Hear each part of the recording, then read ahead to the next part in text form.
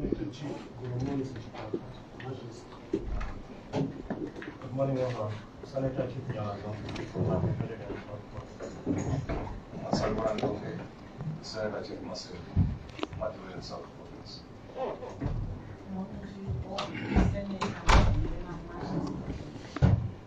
Good morning, my name is Father Truman, representing the South Province. Good morning, I'm Senator Somondo, Mashley.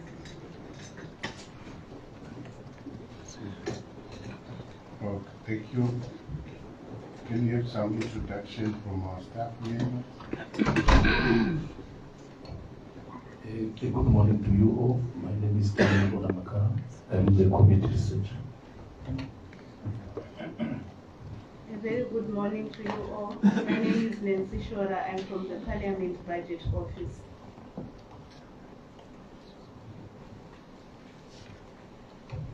Good morning to you. Continent. Thank you. Can we have some introduction from Minister of Local Government, Dr. Basil?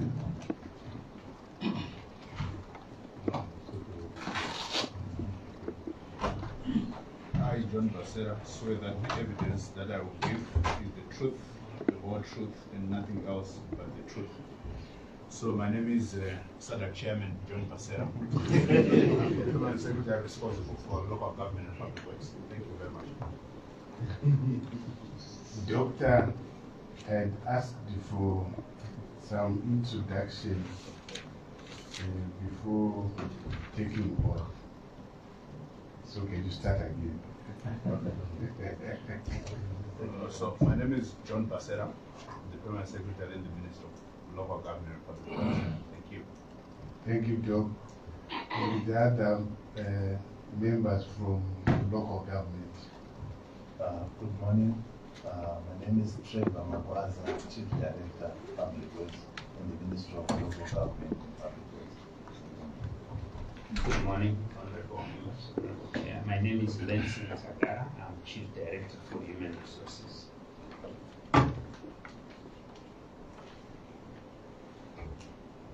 Good morning, Honorable Chair. Komonatan is my name. I'm the Chief Director responsible for civil protection. Good morning, Chico is my name. I'm Chief Director for Traditional Leaders Support Services.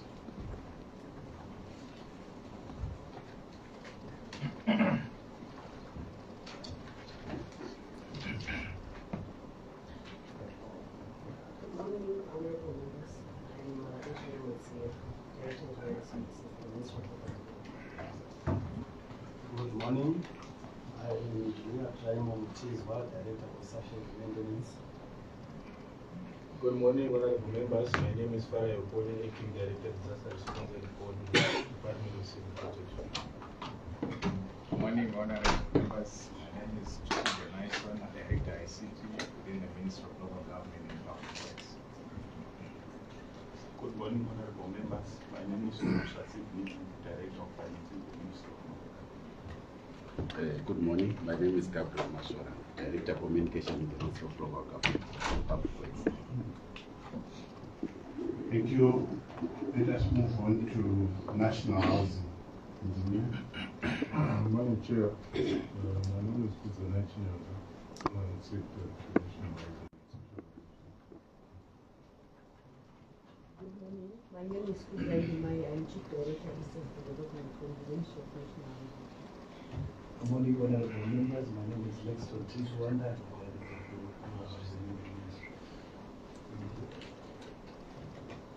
morning, honorable members. I'm Skanisi Wendy, Deputy Director Communications and Affairs. Good morning, all. My name is Ate Munoz, Deputy Director of the Social Notice.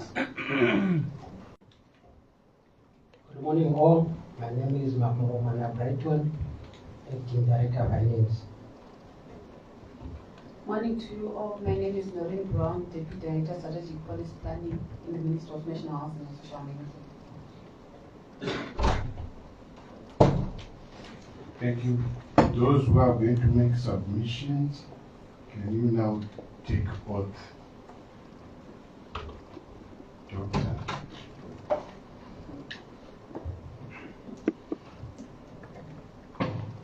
So I, John Basera, swear that the evidence that I will give is the truth, the whole truth, and nothing else but the truth. So help me God.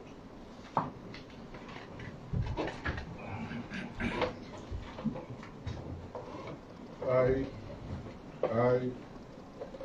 Zanai Chinyala, swear that the evidence that I will give is the truth, the whole truth, and nothing else but the truth. So help me God.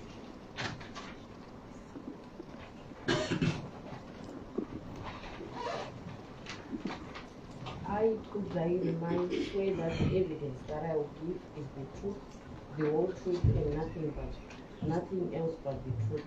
So help me God.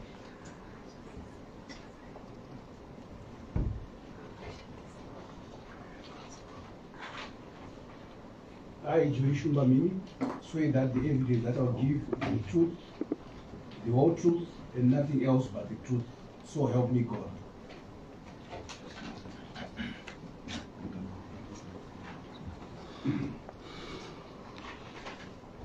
I, El Chifuana, swear that the evidence that I will give is the truth, the whole truth, and nothing else but the truth. So help me God. Can you switch off your mic? I, Trevor Magwaza, swear that the evidence that I will give is the truth, the whole truth, and nothing else but the truth. So help me God.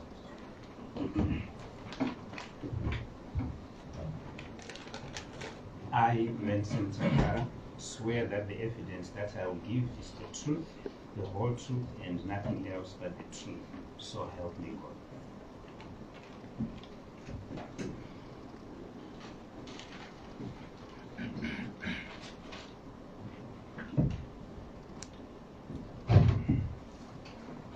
I, Nathan Tomo, swear that the evidence that I will give is the truth, the whole truth, and nothing else but the truth. So help me God.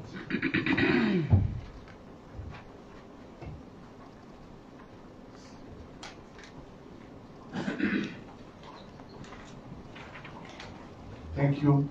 Do you have our stakeholders? They are there. Okay.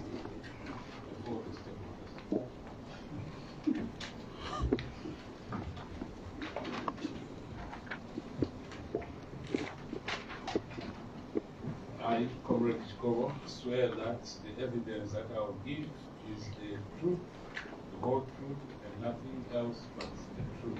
So help me God. Can you switch off your mic? Thank you. Can you have some introduction from the stakeholder? Morning, everybody. I'm Mansile Isaac from the Association of the World City Council of Switzerland.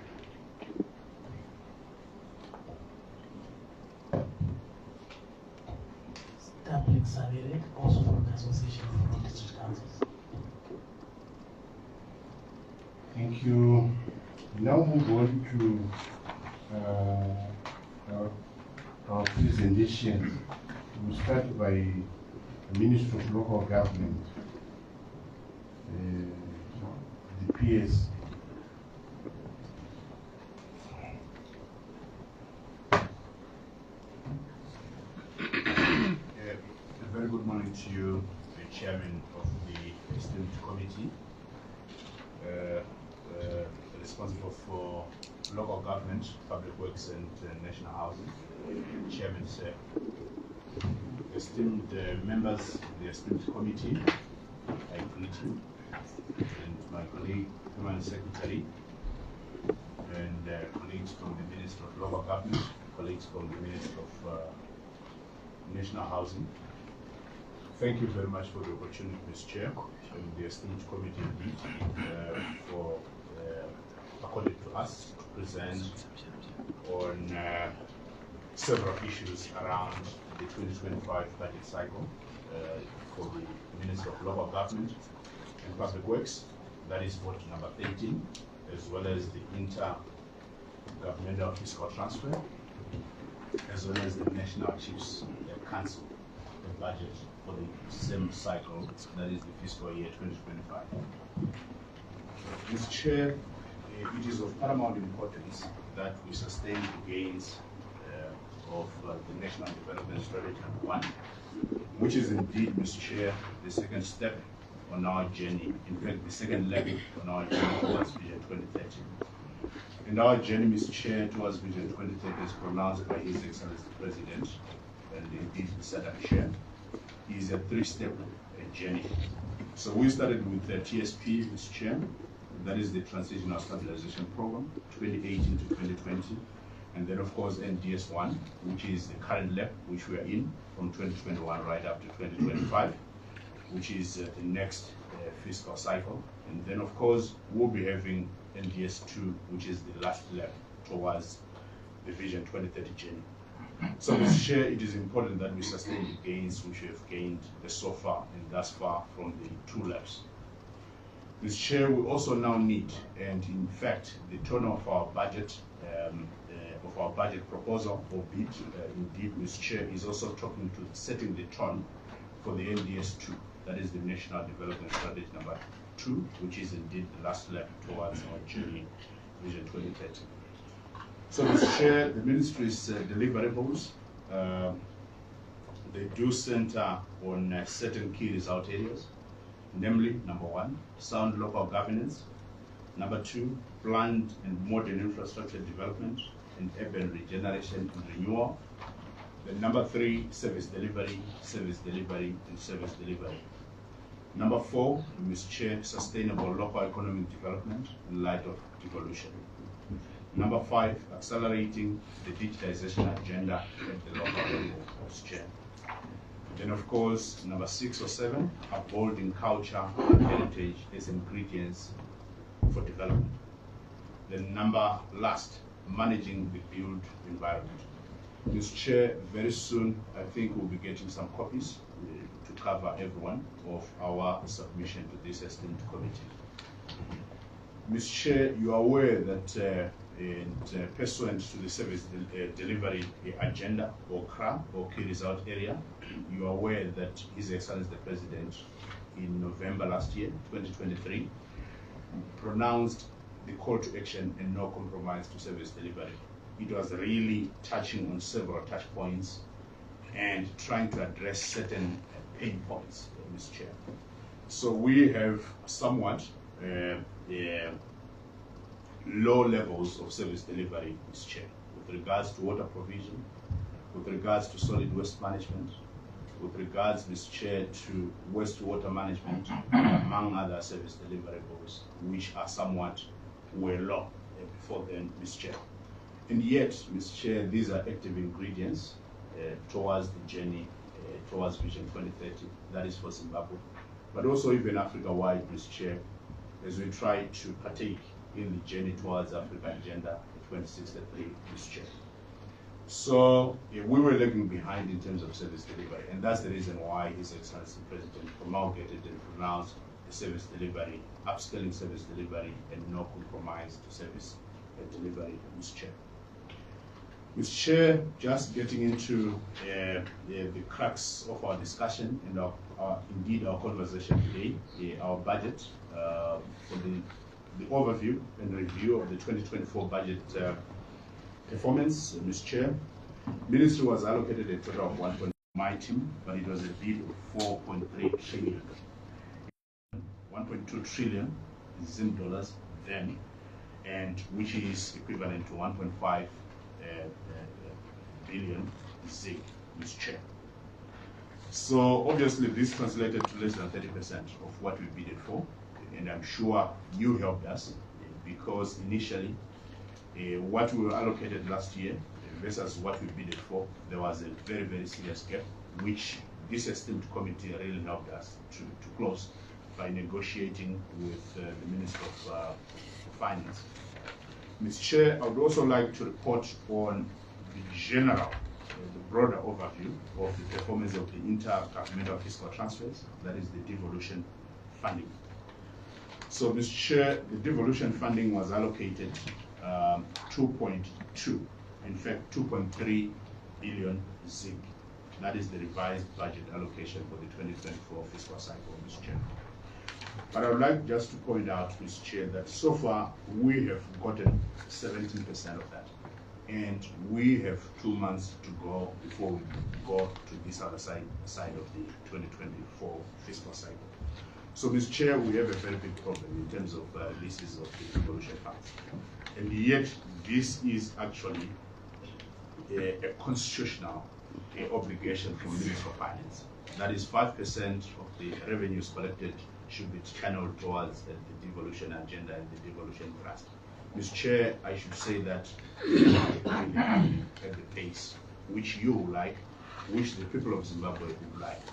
We should not overemphasize, Mr. Chair, the importance of the devolution agenda and the devolution trust in building the nation towards Vision 2030, Mr. Chair. And yet, we have this serious problem. So we really need your help, and up front I should say, this esteemed committee, we really need your help so that we can get all the releases as per the budget allocation of 2.3 billion ZIG, Mr. Chair. So we are in receipt of 384 million, Mr. Chair, which is, like I say, 17% of the allocated budget. So there is a significant variance, Mr. Chair, of about 83%, which is 1.9 billion ZIG. Mr. Chair, the overall performance of what Leighton, which is the Minister of Local Government and Public Works, Mr. Chair, we are on 58% usage. And this 58% usage, ideally, we should be hitting around 80% at this point in the fiscal cycle, Mr. Chair. But however, we have some challenges with regards, yes, the budget releases are there, but there is a fundamental difference between budget release as well as the cash release. So we have a very big problem in terms of cash release. But I should also point out to say we lost, I think, the whole of January, February, and I think to a certain extent March, because there's the general alignment or systems alignment or the budget systems alignment, which usually happen during that cycle, during that period. But we also lost, I think, a month or two after the promulgation of the new currency, Mr. Chair. That is the ZIG on the 5th of April. We lost 1 or 2 months because there was again need for that budget and the alignment and systems alignment. So it kind of delayed us to a larger extent, Mr. Chair. So budget performance by program, Mr. Chair.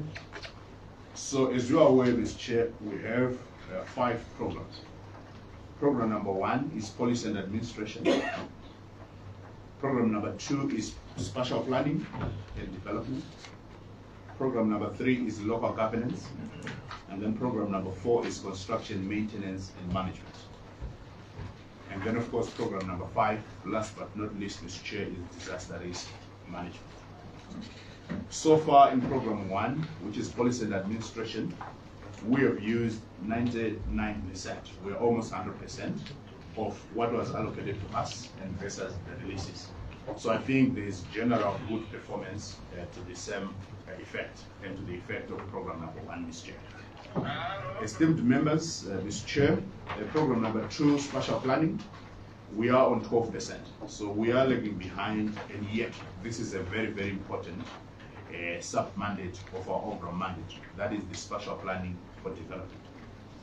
So the revised budget for the spatial planning, which is program number 2, Mr. Chair, was 550 million ZIG. And so far, we have gotten only 12%, which is almost 60 million ZIG. Mr. Chair, local governance, program number 3, the revised budget allocation for the fiscal cycle 2024, Mr. Chair, was 137 million ZIG, rounded off. And so far, we have gotten about 30%, which is 42 million ZIG. I'm rounding off my figures just for the ease of the conversation, Mr. Chair. Program number 4, Mr. Chair, which is the construction, maintenance, and management. The revised budget allocation, Mr. Chair, was 663 or 664 million ZIG, and so far we've gotten 87%, and this is 576 million ZIG. This was largely, Mr. Chair, due to releases towards the SADC preparations. As you have seen, that we have made some tremendous progress with regards to that particular program, which is program number 4 of construction, maintenance, and management. Obviously, the wrapping up of some ancillary works and civil works on the new parliament, which is housing us today. Manyame, referral VIP referral hospital is, I think, pretty over 95% now. The villas as well, we have made some tremendous progress, as well as facilitating for development, the infrastructure development in the new city is Chair. So basically that's the overall budget performance. So Mr. Chair, just because I love to empower my directors and chief directors and heads of departments, I will invite them to make some comments on the performance of their respective programs. So, Mr. Chair, I will start with program number 1, which I lead, which is the head office, policy and administration, basically in general. Mr. Chair, one of our major achievements as program number 1 was the development, the consummation, and indeed the implementation of the call to action and no compromise to service delivery, like I said earlier. Number 2, we developed, Mr. Chair, a concept note for local government and public works investment prospectus. We are coming up, Mr. Chair, with a local government and public works investment prospectus. And I believe that this will be the first, indeed, whereby your ministry responsible for local government and public works, will have a Bible of investment opportunities within the ministry and within the sub-mandates of the overall mandate under the Ministry of Local Government and Public Works.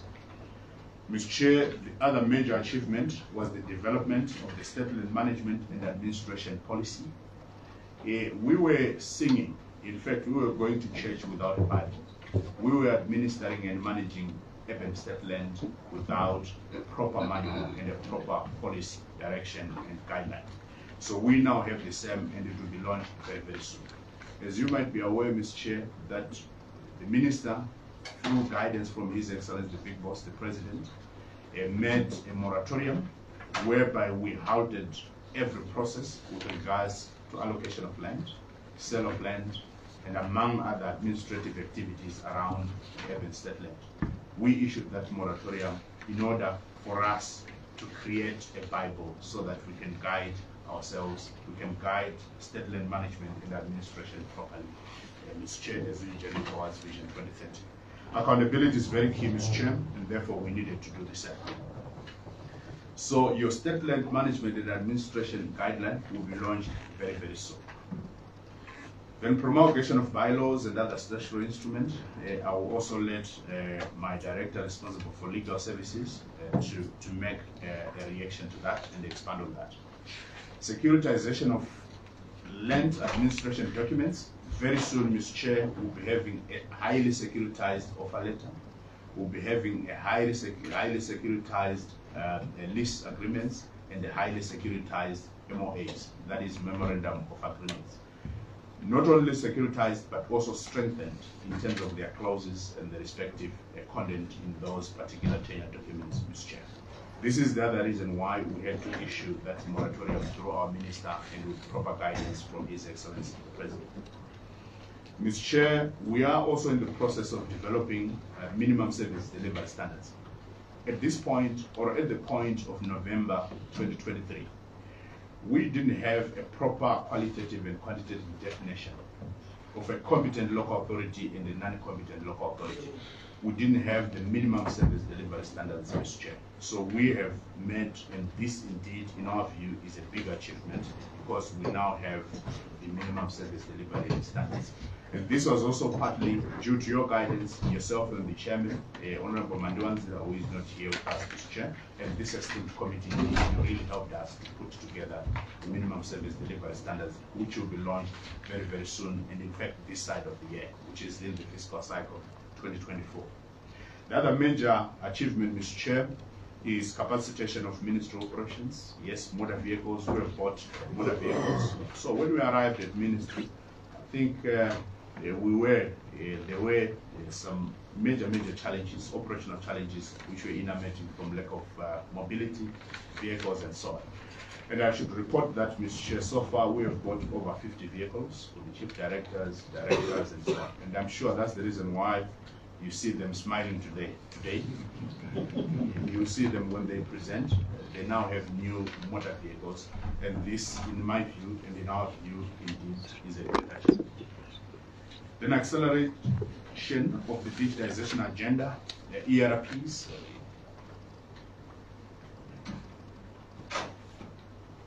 The ERPs, Mr. Chair. So most of our local authorities were functioning. And you can imagine, Mr. Chair, local authorities, they are local economies in their own right. And you can imagine having local economies functioning without and functioning based on Excel. It was a very, very big gap which we needed to close. And as such, we promulgated, and through the call to action as read by His Excellency the President, we promulgated that by June 2024, all the local authorities should have a functional ERP, that is the Enterprise Resource Planning Systems. I want to give you an example. We had a situation whereby most of our local authorities, are included, were running pretty on Excel, and you can't have such big, significant local economies running on Excel. It was not sustainable. So we needed functional ERPs, and this is indeed part of the accelerated digitization agenda or trust. Mr. Chair, let me just run down some of the achievements, Mr. Chair, and in point form, indeed, alignment of legislation to the Constitution. Boboto will talk more about that. That's our legal services advisor. And then, of course, privatization of service deliverables, for example, solid waste management. We have managed to privatize solid waste management, especially piloting on the seat of Harare, which is indeed the seat of government and indeed the seat of parliament. Mr. Chair, we are also pursuing a concept of privatizing some of the other service deliverables like water, water production and water delivery. We actually intend to privatize water delivery, and starting with Harare as a big pilot, and before we replicate the same concept and model to other provinces, Mr. Chair. Then conceptualization and consummation of the Nimbe Ilima Road Rehabilitation Program. This was actually approved by His Excellency the President, Comrade EDM. It was approved about 3 or 4 months ago, and this is now due. In fact, according to us, it's now a little bit overdue for implementation. So the Nimbe Ilima program, mubatanizwa, Mr. Chair, weba local authorities. Ngatitito turasemenzaniso province yeManicaland kwamunova, Mr. Chair. Province yeManicaland kudapangwe tinema local authorities anokwana 11 or 12 Manicaland. Therefore, trikuti Manicaland toti chimwe chibandiko uku, a cluster yeManicaland which is cluster 1 and then cluster 2. To group ama local authorities are 5 or 6. Void pull together equipment, then we'll focus on one road and funded by Zinara. So basically that's the Nimbe Ilima or Humwe concept on road rehabilitation and construction. As you are aware, Mr. Chair, we have the total kilometerage of roads in Zimbabwe, I think up to 98,000 kilometers, and 30 to 40% of those, they are not in good shape. And yet we believe that the road infrastructure is a key enabler and is a key driver of driving an economy. And even at local level, at sub-local level, at sub-regional level, and at national level, indeed, Mr. Chair. So that's the reason why we had to come up with this concept of Nimbe Ilima, and it will be launched very, very soon. And we are going to launch it, I think, most probably in the Midlands province, Mr. Chair, if not Matabeleland South province. So the resources will be coming from Zinara, as well as from the devolution funding, as well as from Ministry of Finance, Economic Development and Investment Promotion. Mr. Chair, we've realized a very serious gap, especially on some of our local authorities with regards to their capacity to perform some of the service deliverables, and especially solid waste management. And as such, Ministry is procuring. In fact, we are almost, I think deliveries will start in the next 2 weeks or 3 weeks, and this program will be launched by His Excellency the President very soon as all the equipment arrives. So we are at an advanced stage to procure 40 refuse compactors, then 40 tippers, and then 5 front-end loaders, so that we help local authorities on refuse collection. Mr. Chair, we are going to be creating what we call a local authorities technical support services unit. And this unit will house all this equipment, all these pieces of equipment, and help my local authorities. I want to give you an example of how, what are the implementation mechanics or modalities, Mr. Chair. Ngatiti tiri kufamba ndoenda kukuwadzana ndoona kuine marara. Chatinongoita chete through the local authorities support structure or support a mechanism, we just send in my refuse collectors ikoko, then the next thing we invoice the city of Harare, just to give an example, Mr. Chair. So that's what we are going to be doing. But however, for Harare though, Harare, we have privatized solid waste management, and we have engaged a private sector player so that they can partake in refuse collection and indeed solid waste management, Mr. Chair. Mr. Chair, as I conclude, the program 1 achievements, we managed to crowd in development partners in accelerating development agenda through the appeal. We have established the Inspectorate Department, which is now responsible for supervising and policing the implementation of the call to action by His Excellency the President. Then internally, we have developed a wellness policy whilst consummating mental health and wellness programs for staff within the ministry, preparing our people for soft landing as they retire, and so on and so on, capacitating our people, and so on and so on. Some of the non-monetary, non-salary benefits, they are all contained in that wellness policy, internal wellness policy. Because we believe that our people, they do play a very, very important role in terms of implementing the sub-mandates towards our overall mandate as Minister of Local Government and Public Works. Mr. Chair, the Urban Councils Act Amendment, the Rural District Councils Act Amendment is undergoing peer review with the Attorney General's Office. The Provincial Councils and Administration Amendment is now before the Cabinet Committee on Legislation. I know that question was going to come. How far have you gone with regards to the implementation of provincial councils? We are now at an advanced stage, and in fact, a paper is now before the esteemed Committee on Legislature this year. We produced principles for municipal police, courts, shop licensing amendment, and so on and so on. And Boboto, if time permitting, we'll be talking to that. Model bylaw on derelict and dangerous buildings produced and is now under examination at AG's office. Mr. Chair, we also are developing a model bylaw on a development order on all the cities, on all the centers. So this, we tried it before SADC, Mr. Chair, if you might have noticed or observed, whereby we promulgated some guidelines with regards to a development order on Harare especially.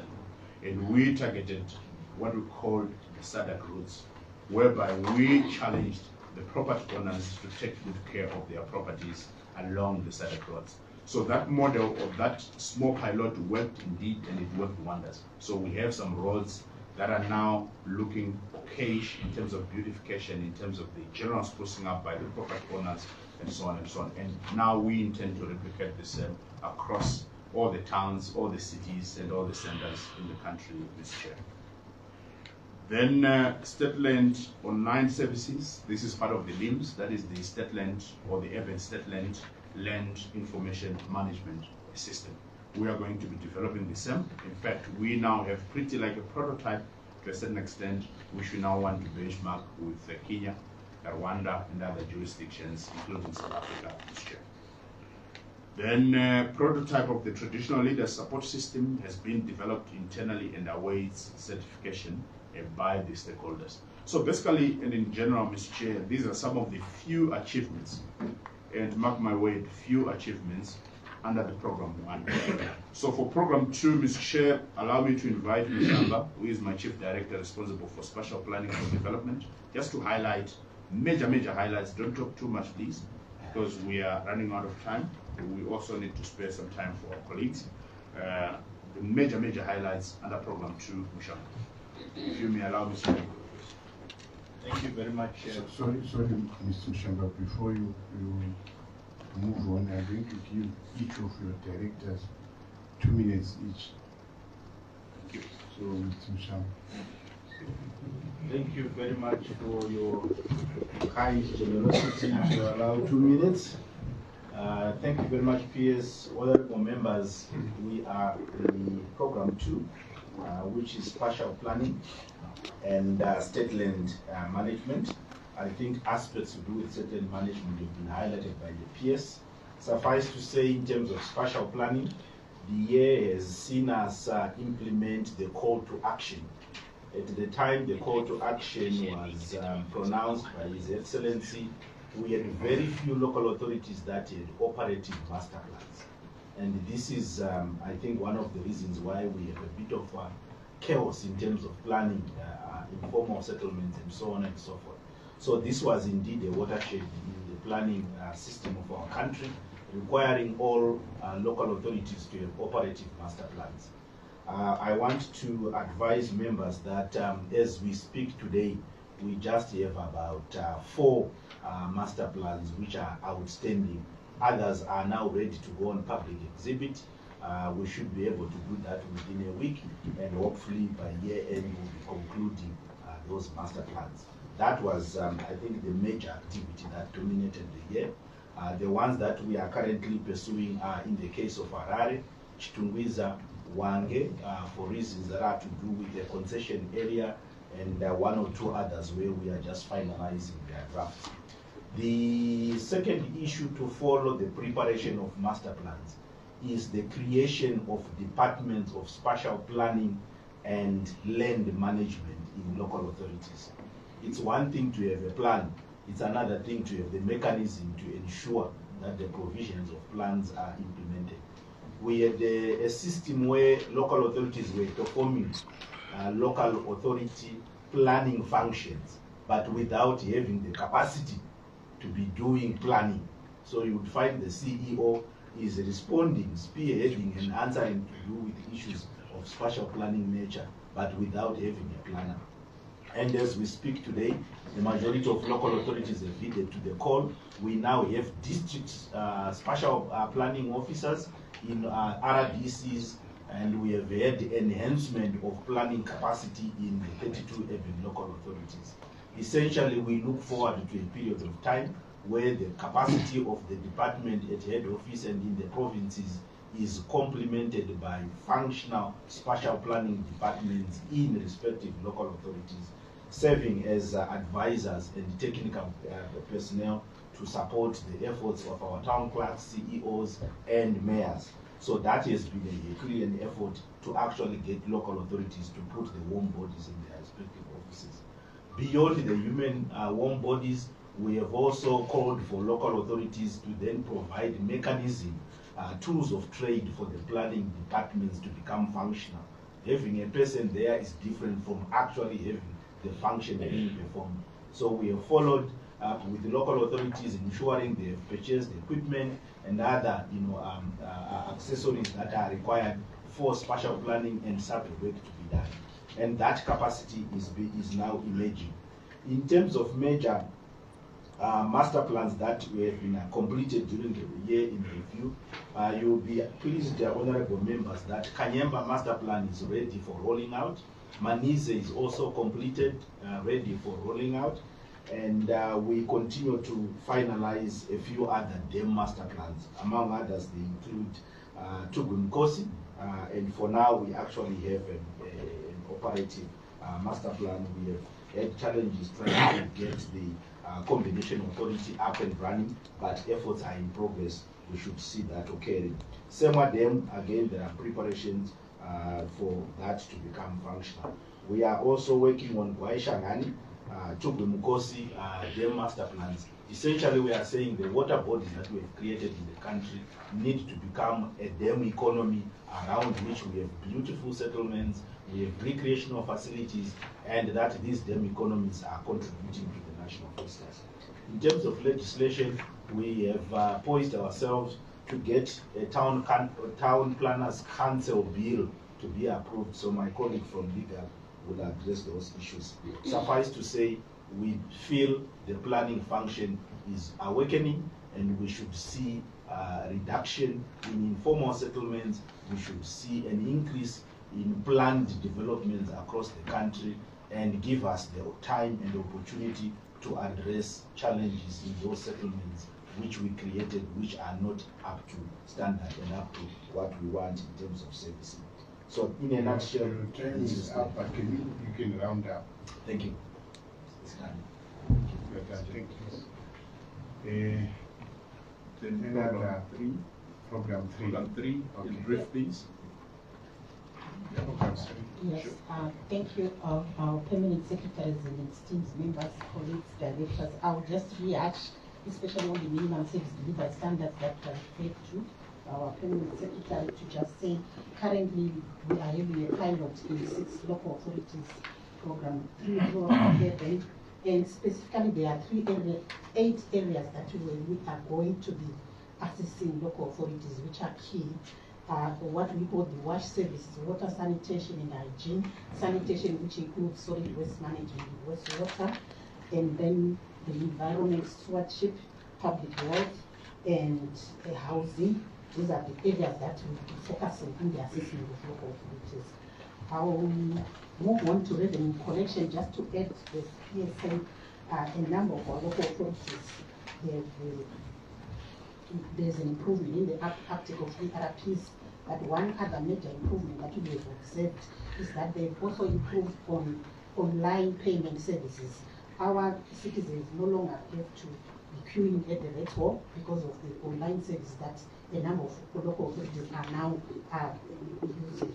And I'll move on to the 2024 budget.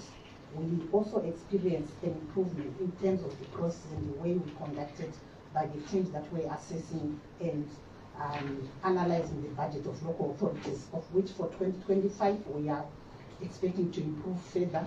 We'll be calling the local authorities shortly to just give them a roadmap of what is expected in this 2024 budget. I think my other last one concerning financing and is to do with international public sector account standards training. This was conducted in all the local authorities who we have since familiarized and adopted IPSAS budgeting requirements. And lastly, I think I will talk about local authorities. The secretary mentioned about local authority digital systems. It's related to revenue collection as well. It's also an area where we are working to keep improving so that, especially on online payments, online revenue collections, we continue to improve on behalf of the local authorities. I think my 2 minutes could be up, but I was just going to add that following we are expecting that the minimum safety standards will be published in the Gazette and they will be made law. Thank you very much. Thank you, ma'am. Yes, program number 4. Program number 4. Thank you, Chair, honorable members. I'm going to report to program number 4. That is construction, maintenance, and management of public building. So the program is divided into 2 sub-programs that is under our PNCD. The design and construction. So sorry, Derek. We are just adding. Or another double that's 1 minute. Because it is somewhere I want to hammer on. And the maintenance of building and plant and equipment. So the permanent secretary has reported the achievements that we've made in the year 2024. Mostly it's to do with the preparation project. So I will not draw much on the achievements that we've made in terms of the design and the construction. But I want to move to some challenges that is affecting program 4. Mr. Chair, we've got about 226 stored projects. And I tell you, about 200 of these projects are actually with other MDAs. So it's really difficult for us to control what happens within those MBAs. So we had requested, and we are still requesting, that we have ring fencing of maintenance budget in those areas, so that they don't lament them. But if they are allocated a maintenance budget, we should then be able to utilize it. Building rehabilitation. I'm sure Mr. Chair and the House at large, our buildings are in a state of disarray. As it is really, it's a pity. Every week, the permanent secretary, the honorable minister, and even my department, we are getting complaints with regard to the status, to the state of buildings within the country. So we are requesting that this area be looked at critically. You know, with the increasing number of, fire incidents happening, our buildings, I was just talking to our colleagues, there's no maintenance of the fire system, there's no maintenance of even the leaking roofs, even the painting. So really, building rehabilitation, Mr. Chair, is something we are requesting that come 2025, it should be prioritized really. For the past 3 years, we have not received a maintenance budget. So you can imagine all these maintenance issues that require our attention, they are not funded. So we won't be really able to attend to the requirements. Then funding, the other challenge that we have is funding delays. We are engaging our contractors to do good work, as you saw, as we are preparing for the hosting Saturday. But the challenge now is, once the works are done, payment is not being done. So we really having a challenge. Time can you round up? Okay. And the last one I wanted to talk to is about outdated software. By its nature, public works, it's a software demanding department. So we really need to capacitate and retool in terms of hardware and software. I submit. Thank you. Thank you, Mr. Chair. Program number 5.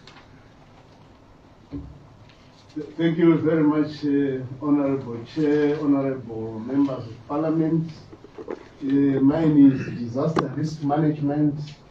I will only highlight the importance of multi-sectoralism in this sector, where we have seen the domestic and international appeal by His Excellency being implemented. We are in a terrible year where we have this El Nino-induced disaster, and we have seen quite a number of people coming together, anchoring the whole of government approach, and which has seen even MPs assisting us in feeding our people. I know it's a difficult year, but I think we have tried our level best in terms of coordinating the humanitarian assistance which is going to the people. And the friendly countries have also donated quite a lot to our cause. Then our response to technological hazards, mostly to the road carnage, I think this year we have tried to be prompt, and we have managed to respond to most of the carnage on the road, though compounded because there was a requirement for extra costs in the form of DNA tests to be done, because I don't know how it happened. Most of them were bent beyond recognition. So the costs of addressing some of those challenges were high. Our response by the subnational structures to issues of zoonotics and epidemiology, especially the cholera outbreak, I think it's now under control. I think our DDC has played a very important role. And what is also critical now is that we now have an architecture in the disaster risk management, which is now being used to address most of the challenges in our society, even including drug and substance abuse. We have applied DRM principles in addressing drug and substance abuse.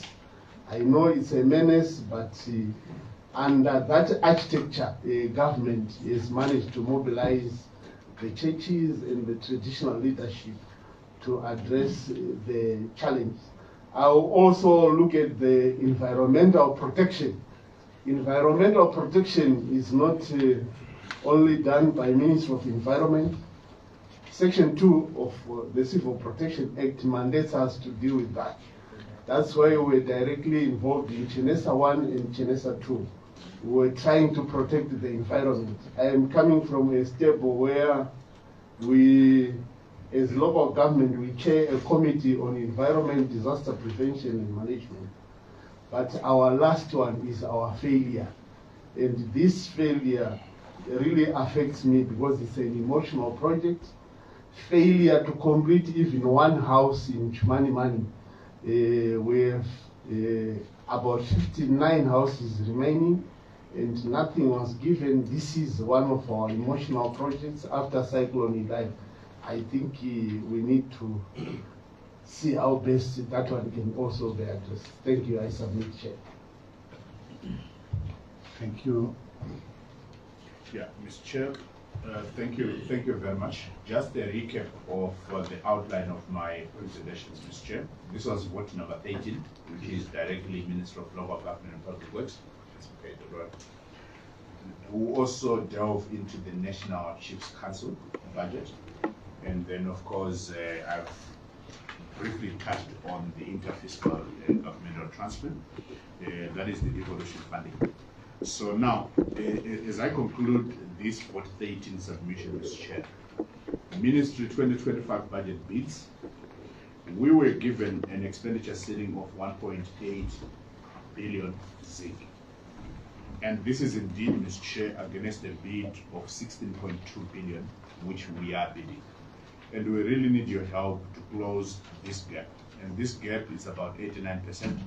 And the expenditure ceiling which we were given is only 11% of what we are bidding for. So we really need your strong help, like you did last year, Mr. Chair, and the esteemed committee. You really helped us to push for more resources. But we also understand that resources are scarce. And but however, we believe that we have a very big case so that we get all the necessary support from Ministry of Finance. So like I said, 16.2 billion ZiG is our bid, and the expenditure target which we were given is 1.2 billion ZiG, which is indeed 11%. So there is a variance of 14.4 billion. That is the expenditure target versus what we have been given, Mr. Chair. I don't know, Mkomana, would you like to say something? Mutosha? Yeah. So, Mr. Chair, allow me now to delve into the policy priorities. And this is indeed where we also need your very big hand, where we need your very big push, your very big level of lobbying, Mr. Chair, through Ministry of Finance. That's page 19 of 21, Mr. Chair.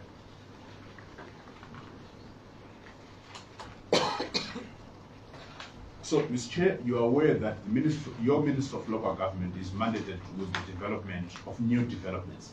The new city included Kanyemba, like what Mshamba said, and the dam economies like Waishangani, Kunji, and so forth and so forth. We are mandated to facilitate and to coordinate development around economies. And indeed, the new city is one of those. And I know it's an emotional legacy project for His Excellency the President. We are proposing, Mr. Chair, that in addition to our budget, they set aside up to 30% of our budget as local government, so that is set aside for the development of the new city.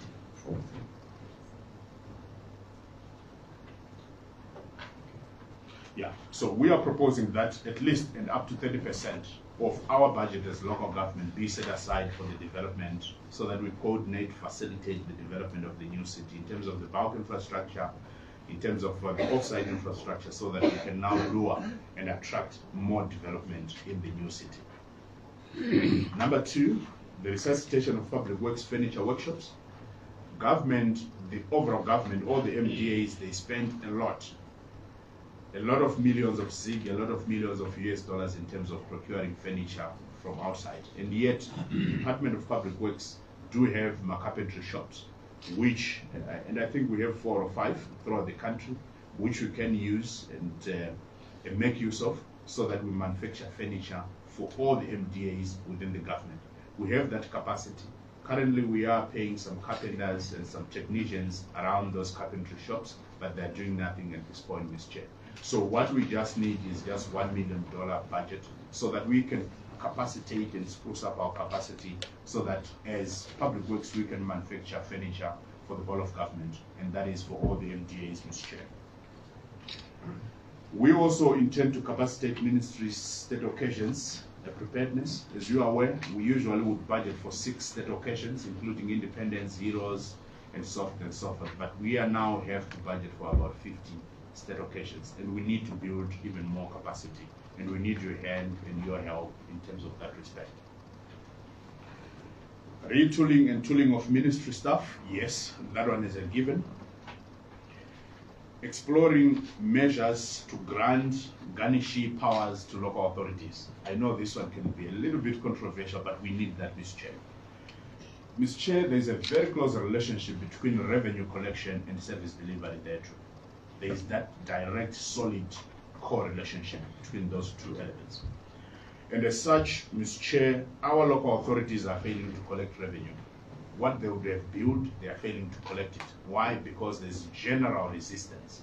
Maybe it could be because of some pronouncements which were made sometime in 2013, whereby I think kind of a moratorium in terms of paying rates and rentals and so on was made. And we believe that if our local authorities can get garnishee powers, just like the same powers, almost same powers with ZIMRA, I'm sure they will have teeth and more teeth to be able to buy it and collect more revenue so that they offer more services. Remember, Ms. Chair, if local authorities do not have revenue or money or capital to fund service delivery, there won't be services. And if there is no services, or if there are no services, there is nothing to collect at the end of the cycle, Ms. Chair. So it's pretty like a vicious cycle, which we now need to correct. And if we can get garnishee powers for our local authorities, just like what ZIMRA do and do, then we should be in a better place in terms of upscaling revenue collection for our local authorities. So we need this, Mr. Chair, and we need your support. Implementation of the NIMBE element, like I said, I won't delve into detail about the NIMBE element, but we now need to implement it in earnest, Mr. Chair. Rolling out of minimum service delivery standards, it was chapter 2.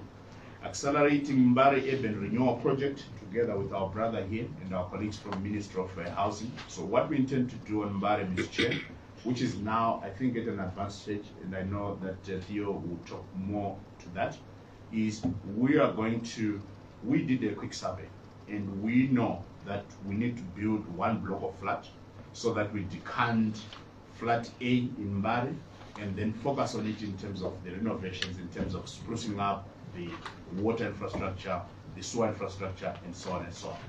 And then before we move on to flat B, flat C, flat D, and so on and so on. So that's the mechanics and the modalities which we are going to be using, but Theo will talk more to that. Ms. Chair, Mbari Traders Market, I'm sure you are aware that we experienced an infernal fire at Mbari Markets, Traders Market, and we intend to crowd in the participation of private sector so that we build back better. And a bigger pronouncement will be made to the same effect. Reviewing upward review of selling price of state land. Mr. Chair, there's a thing called intrinsic value. We are selling our state land almost for a lesser fee, and we intend and we are proposing that we review the same, and we are proposing the same to Minister of Finance for their express approval. Then acceleration of migration of my local authorities to IPSAS, yes, that was talked to. Then we also are proposing a smart stop order arrangement for my local authorities, Mr. Chair. How it works and how we are proposing that it works is that, let's say, Mr. Chair, I know you're a farmer somewhere in Makoni, and you are supposed to be paying some monthly, if not annual, land development levies to your respective local authority, Mr. Chair. And I know most farmers, maybe me included to a certain extent, and maybe in courts, for sure, we are not paying and we are not owning up to that statutory obligation in fact, Mr. Chair. So we are proposing that we introduce a smart stop order arrangement whereby if I'm a farmer, I deliver my tobacco through the TMB system and then a stop order is waiting for me there. I deliver my maize to GMB and then a stop order is waiting for me there. This is so that we upscale revenue collection by our local authorities. So we need your support in that respect so that this policy position or policy modalities can be approved by the relevant authorities and especially the Ministry of Finance and Economic Development and Investment Promotion. We also intend to pilot with ZIMRA, maybe to onboard ZIMRA so that they can help local authorities to collect revenue. This is a very well thought. Can you round up, please? Rounding up, Mr. Chair, thank you. So we learned this from other jurisdictions, and including Kigali or Rwanda, whereby the ZIMRA in Kigali, and they are also involved in collecting revenue on behalf of my local authorities, and including the Kigali local authority. So we are at an advanced stage to pilot this. We want to try this and maybe fail, but we are positive that we will definitely succeed, Mr. Chair. Then, Mr. Chair, we need your help in terms of pushing or lobbying for a 15 to 20% retention on my collection MR rentals. Your ministry is responsible for managing my properties in government, which are rented out to the private sector and indeed to other MDAs. So we need your help so that we can retain at least 15% to 20% of the revenues collected. What are we going to use the revenues for? To capacitate our public works department so that they spruce up the same buildings. Mr. Chair, if this building is not maintained and spruced up, the amount of rentals chargeable in courts, or which a landlord can charge, is lesser than when it is spruced up and maintained and renovated, Mr. Chair. So we want to use part of that parcel or envelope towards my renovations, not really my renovations, but just the general sprucing up, so that we build our image in my properties better, Mr. Chair. We are also proposing a retention of 20% of revenues from the sale of state land so that we capacitate PW, so that PW or Public Works, your Public Works can be involved in servicing my stands, so that instead of selling raw land, we now sell, or undeveloped land, we now sell developed land so that government can get better value from it. Ring fencing of construction and maintenance, just like Magwaza said, most of the MDAs, they are environmental monies which were initially allocated towards construction and maintenance. Okay, I want to confess, Mr. Chair, today, that when I was at Ministry of Lands and Agriculture, what I would do is to target maintenance and construction budget or budget item, and then environment it to buy fuel for my domain, because it was not my mandate. So the same is still subsisting, Mr. Chair, and it's very, very unfair in terms of capacitating our public works so that they can do the job, do the work, to spruce up government buildings, to maintain government buildings, and even to construct new buildings and properties for government, Mr. Chair.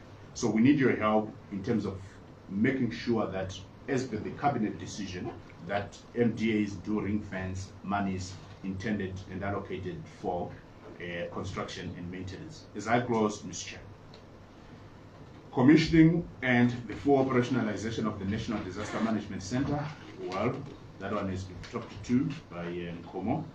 And then, of course, establishment of evacuation centers in disaster-prone areas, yes, of course. The completion of recovery houses, Tolocho, Chimanimani, Binga, and then implementation of the urban transport model, crowding in the participation of private sector. So, Mr. Chair, you are aware, and you might have observed that our urban fleet is not up to speed with modernity and structured government guarantees so that the operators can be able to renew the urban fleet, Mr. Chair. And as I conclude, finally, my last 6 or 7 points, Mr. Chair.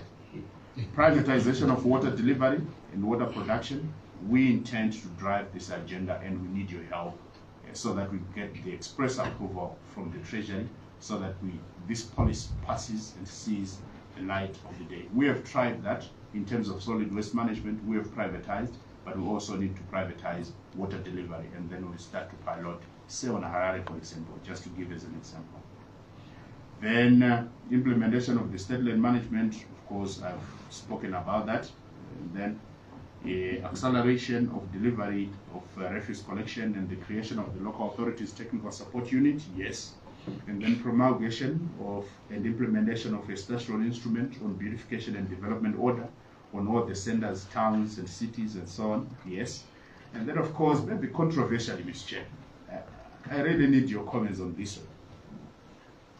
So when we travel out and throughout the globe, sometimes when you get to a hotel, your hotel will be booked or paid for and so on. But when you step onto the reception, you are made to pay a certain non-punitive payment. And that non-punitive payment is called a municipal levy. So we are proposing that, Mr. Chair. Why do they charge municipal levy? We did our survey and our quick research, Mr. Chair. Because when you go to a hotel, for example, or a shop in Dubai, for example, just to give an example, you are using my services in Dubai. And therefore, you have to pay for it. And we have a situation whereby, Mr. Chair, you go to my shops, you go to a hotel, you are not contributing that much besides Mareta Garano Badone, that hotelier or hotel, to the respective local authority, but directly you are not contributing as a visitor in that particular place. And therefore, and as such, we are proposing Chinonzi municipal levy for retail as well as hoteliers. A little bit controversial, overtaxing issues, overtaxing conversation, but our belief is that, Mr. Chair, we need these things so that we can upscale revenue collection by our local authorities, and so that our local authorities can be able to offer even more services and even collect more. And then we create a new virtuous cycle instead of a vicious cycle, Mr. Chair. So for now, vote 13, Mr. Chair, I would like to submit. Thank you very much. Thank you, Doc. Mr. Chiko, do you want to add something on his presentation? Thank you, Honorable Chair. Thank you, Honorable Members of Parliament. With the PS indulgence, yes. I'll give you 2 minutes to shine on the remaining. Mr. Chair, sorry, Mr. Chair, sorry to disturb. If you may allow, he was supposed to present on the National Council of Chiefs budget, so maybe 2 minutes might be a little bit lean. My suggestion is 5 minutes, Mr. Chair. Thank you.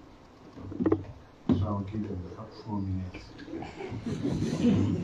Thank you very much, Honorable Members of Parliament, Honorable Chair, and Permanent Secretaries and Senior Civil Servants. Given the time that I have, I will dwell on major achievements that we have done from January to now, where as a department and as a secretariat to the National Chiefs Council, we have successfully appointed 1,708 traditional leaders out of a target of 2,670, and we are on course. We've also carried out 52 researches into histories of traditional leaders, so that we elucidate succession traditions. We have also provided decent burials to 13 of our traditional leaders when they passed on. We have successfully placed, I think, 12 resettlement areas under the authority of traditional leaders. This is a very critical aspect. You know, the national grievances were around the land. The land has now been acquired and distributed to people not in the resettlement areas, and there is land dignity there. This is a difficult exercise, a lot of debates, but we are moving.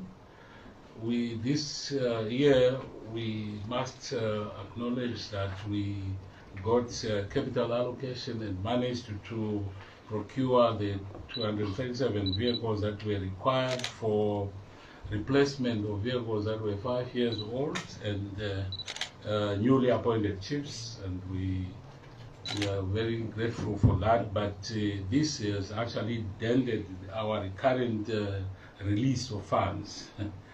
We are at 46% use, but that is not as accurate as it should reflect. It is actually 46% released, and we have used all that. Our appeal for now, between now and end of year, is that if we get about 54 million, we will be able to carry out statutory meetings that are required of the National Chiefs Council. We would also complete low-hanging fruits in terms of emplacement of resettlement land under traditional leaders. Having said that, let me also highlight challenges that bedevil the National Chiefs Council. The first one, as you probably have seen or read, are disputes that spill to the High Courts. We have critically examined that, and together with our National Chiefs Council, we are going to mount some capacity development for our traditional leaders who champion the selection meetings in order to reduce on disputes and the litigation. We also appeal to this portfolio committee. We were expected to receive offices at the old parliament for the National Chiefs Council, but albeit we got 2 small offices which are inappropriate for the National Chiefs Council. We appeal to the portfolio committee to assist us that we receive those offices. We also bemoan the delayed alignment of the traditional bill, but we are happy to note that the Attorney General has now subcontracted that alignment, and we hope it will go through soon. We also appeal to the committee. There is apparent conflict between gender provision and traditional provisions in the Constitution. That is chapter 15 and in chapter 6, where in chapter 6, anyone who segregates on account of gender is guilty as charged. But we as traditional leaders, in terms of our succession tradition, remain with the boy child.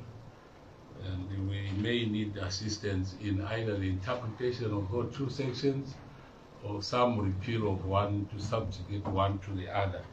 But we suggest that in order to maintain our culture and tradition, chapter 15 should prevail. And the critical other aspect is delayed release of funds.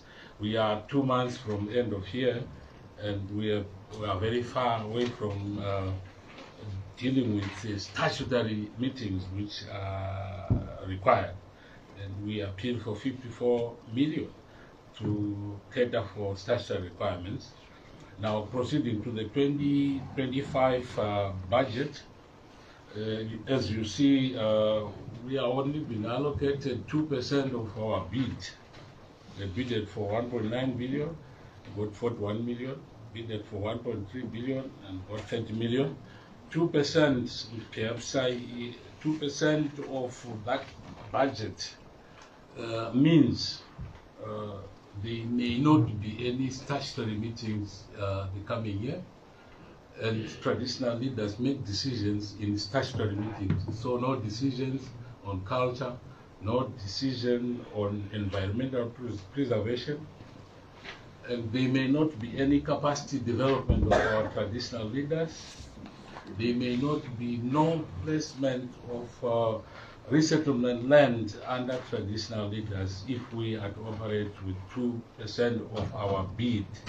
So our appeal is for the Augusta House to assist us, maybe raise it to 50% of our bid.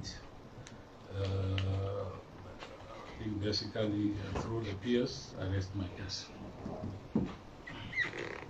Thank you, Mr. Chiko. I can give you 1 more minute.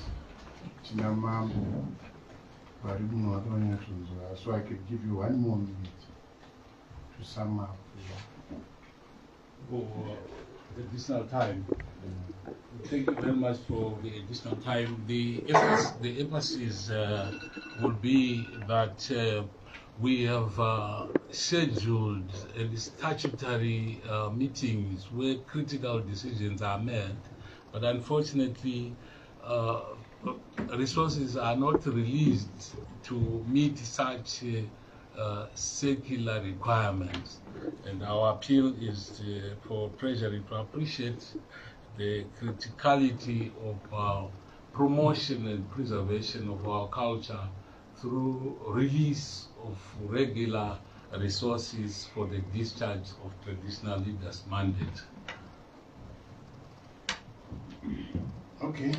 We also want to critically emphasize that traditional leaders in the manner of village heads, head persons and chiefs are also the bottom-up planning agencies through the institutional arrangements of village assemblies, ward assemblies, and the plans and profiles they produce, which are prioritized requirements of the people, need to be properly done, and that requires a regular quarterly release of resources so that the devolution funds are directed to meet the prioritized local needs of the communities. Thank you, Mr. Chukwu. Thank you. At this juncture, let me call upon Engineer Chinyanga, the PS for National Housing and Social Ministries, to shine on your ministry submissions. Honorable members, hang on to your question and points of clarity. Thank you, Honorable Chair, Honorable members. Thank you so much. Some of the challenges and the issues that we face in the housing sector cannot be separated from local government. In any case, housing takes place within the jurisdiction of the area superintendent of local government. So I will not be belaboring some of the issues. Otherwise, I will be diluting what the Secretary for Local Government have put before Parliament. But I will hasten to say issues of maintenance of government buildings is paramount and important. We collect revenue on behalf of government for usage of government buildings, in this case houses. And then in turn we fail to maintain those houses. And now I have a situation where civil servants are opting out of government buildings because of dereliction of those houses, non-maintenance of those houses. And the times in rural areas we have empty government houses. Even in urban, we have a very valuable land, extends the highlands, and so on, where people have left those houses. They are now resided in by vagrants and squatters because of disrepair of government houses. And therefore I appeal to this Augusta assist us. Our only efforts in trying to get retention of the revenue collected hasn't been responded to by the Minister of Finance, but we think it's the solution. We don't want to retain everything, but that which enables us to respond to issues like blocked sewers, cracked roofs, falling ceilings, and leaking pipes within houses, which is what causes houses to deteriorate, repainting and so on.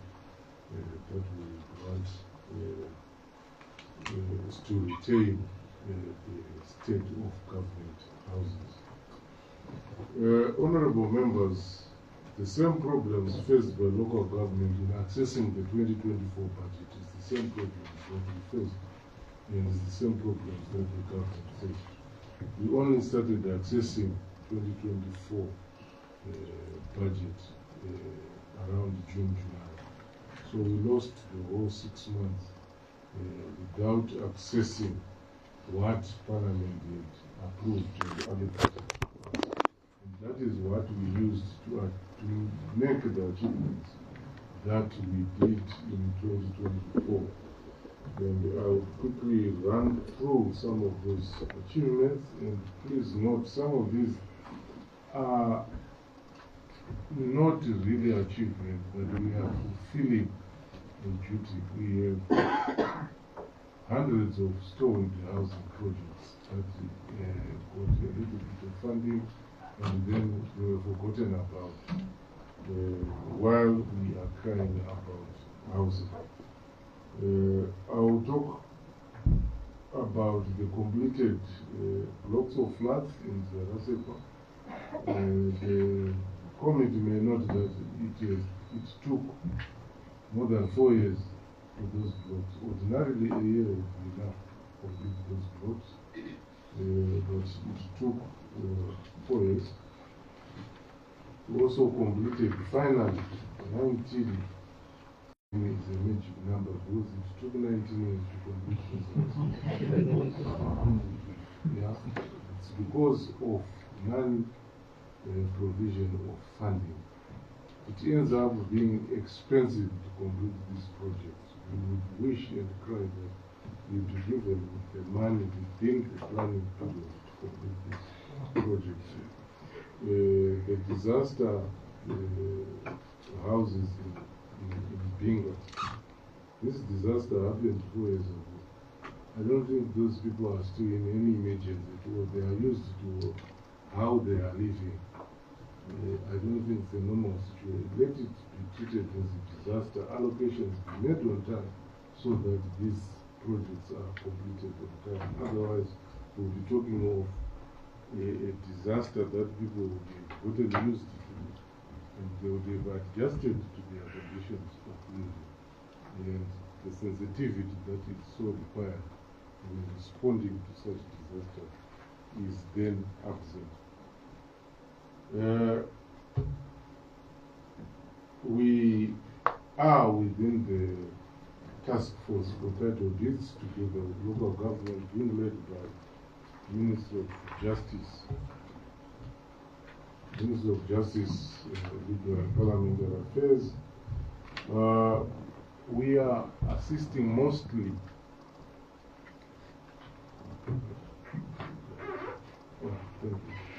we are assisting mostly those who are living in the houses that were enabled by government. Government through the National Housing Fund, which is a statutory fund, if I may use that word, which has its own asset. It acts for citizens, it doesn't act for citizens only. So we have about 21,000 houses built by this fund over time. The fund has sold properties, and those properties, in terms of legal transfers, still belong to government, even when those we sold to have completed sale. So under the flagship of the Presidential Title Deed program, we are taking advantage of this, ensuring that those who have completed paying get their papers of ownership for these houses. We have also undertaken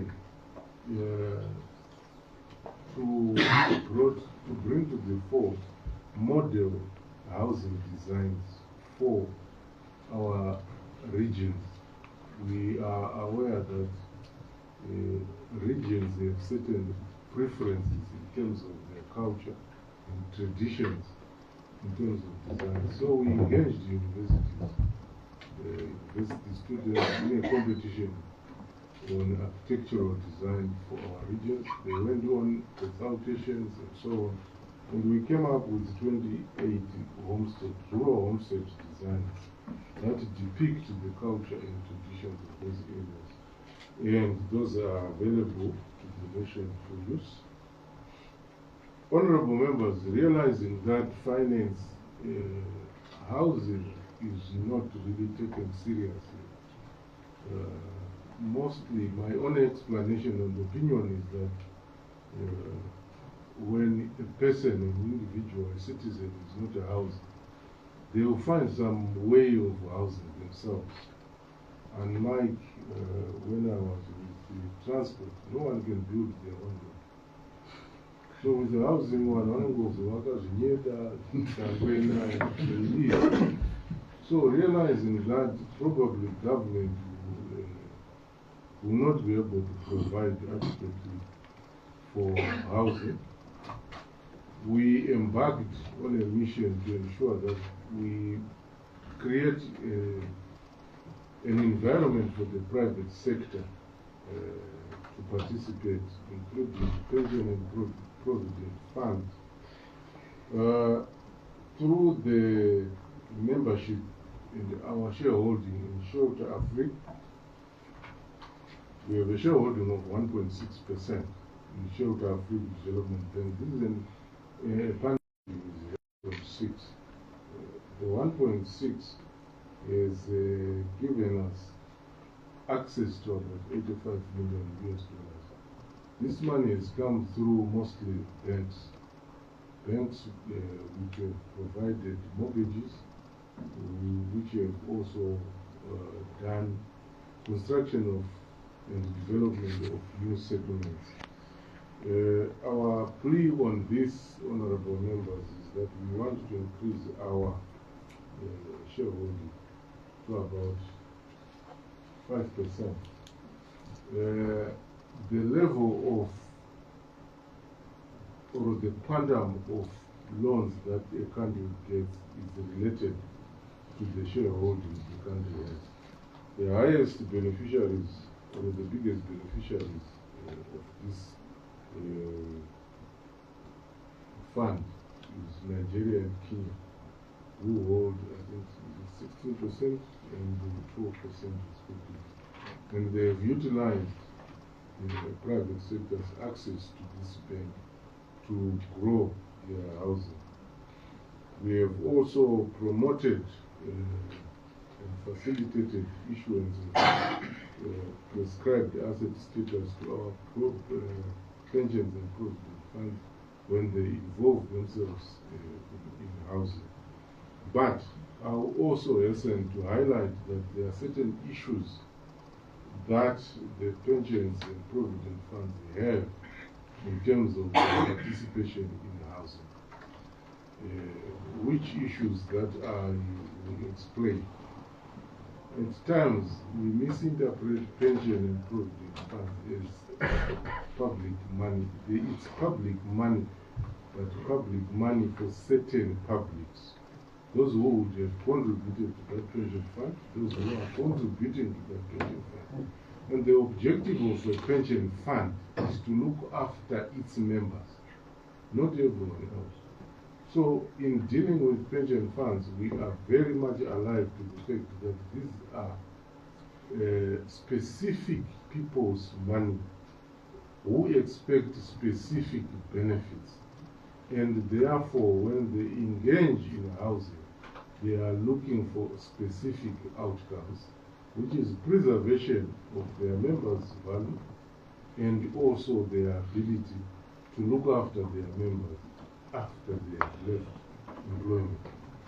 Now, from that explanation, I'll quickly touch on the legislation that has been pointed to by Pension and Provident Fund and why we do not have a big rental stock of houses. There is no country where every member or every citizen own all their property in their house. That doesn't happen even in well-developed countries. Some people prefer to rent. And when I came into Harare in 1987, we had a lot of active estate agents where you could go fill forms and get bachelor bedsitter, bachelor flat, a one-bedroom flat, and so on and so on. That disappeared around 2004, 2005, after government had enacted rent regulations. That destroyed the appetite that the pension fund had in developing houses. What rent regulations did is control rentals. Now, once you control a product that someone is using to enhance their lives, then they walk out of that sector. So we had pensions and provident funds selling to sitting tenants what they had developed in order to preserve value for their members. We wanted to attract back the pension and provident funds to provide the housing and to assist in dealing with the backlog that we have. So we will be coming before this committee, pleading that we amend and we deal with the rent regulations and its principal act so that the playing field is sorted. We have also, in our own way, encouraged developers. There are developers that got land, became land barons. There are developers who got land and went on to develop as per the conditions set by local government, Department of State Lands. Right. We cannot divorce ourselves from the fact that some of the land barons were created by government through the absence of what the secretary talked about, guidelines on how to deal with state land and on the proper structure of agreements that we entered into. So we, as housing, we are happy that they are looking into it. We are also pushing very hard the fact that we must build upwards. If we don't do that, we may not see it now, but I think it was Venezuela and some countries in the Americas that experienced what they call the concrete jungle. They encouraged the construction of houses and they expanded laterally until such time that they started getting hungry. We are eating into agricultural land. So we are encouraging the Ministry of Lands and the Ministry of Local Government not to deal with new agricultural land or approve conversion of offer letters for agricultural purposes to housing purposes. Because sooner or later, we will run short of agriculture and we start importing food. Other achievements, of course, we are geared for a national housing conference. We have identified things that the private sector wants. Some things we have already given as government. Some things we want authorities to understand the reasoning that we are recommending, that we accept the plea of the private sector so that we have them participate more into housing than they are doing now. So this is the essence of the National Housing Conference that we want to host. We have had to push it to 2025 because it was not budgeted for this year. We didn't get an allocation, but we hope to get an allocation for it. It's important. We also want to look at the building. We don't have a national building bylaw in this country. We only have the City of Harare building bylaws, which are being used as a national. We want to have an agreement. There are certain technologies that are in use in other countries, which we can't use because they are not catered for in our own laws.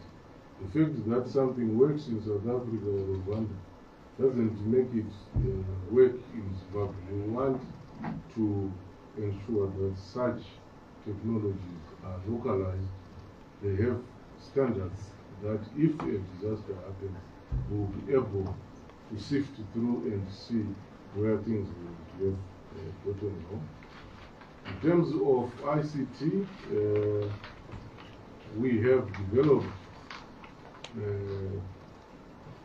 within the ministry services for our clients to access services, the online services for payment of rentals and so on, application for housing. We e-calendars to ensure that we track our issues with our clients, files tracking systems, because it became normal for us to lose track of files, to miss or not find the file. If a file, a house file is missed or you can't find it, it means the house can be stolen. That way the government has lost a number of houses.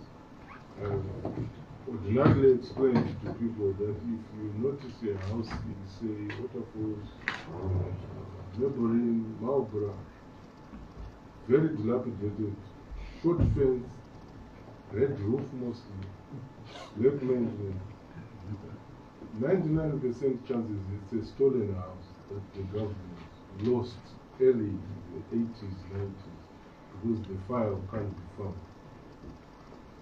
So we are now able to track our files as they move around our own offices. Now our challenges, the first one is delayed disbursements from Treasury. Of course, the issues of change of currency caused those delays. So we are now having projects that we have to move over to next year. And these projects, like I have indicated, some were started mid-90s, early 2000s. They are still uncompleted. The case in point, the Blade Bridge, the huge housing estate of Blade Bridge. We need resources for our people. Rapid urbanization, people settled themselves. Limited investment in off-site services. That's a huge challenge that we have. We may have land for settlements, but as long as we cannot access it through a road, as long as we can't take out the waste, it remains an informal settlement, and we have a lot of informal settlements. What we need to do with those is to make sure they are formalized by way of inputting or implementing projects that facilitate the infrastructure services that are required. Members may note that most of these houses are outside the national stock book because, according to the Regional Country and Town Planning Act, they are non-existent because there is no compliance certificate there. People are living in them. People are even buying and selling those houses, but the government gets nothing out of those transactions. We wanted to bring this by regularization in the what's the other word you use? Sanitization. So that they get title, and when there are transactions, at least the fiscals will access its share. We have limited investment in social amenities. Most of these informal settlements might require regularization. People agreed amongst themselves that they don't need schools, they don't need clinics, they don't need police stations. So those things were converted into residential. Now we have a whole lot of those people asking government to provide schools. But we have no way to build those schools. And we need to deal with that issue. So we are equally excited that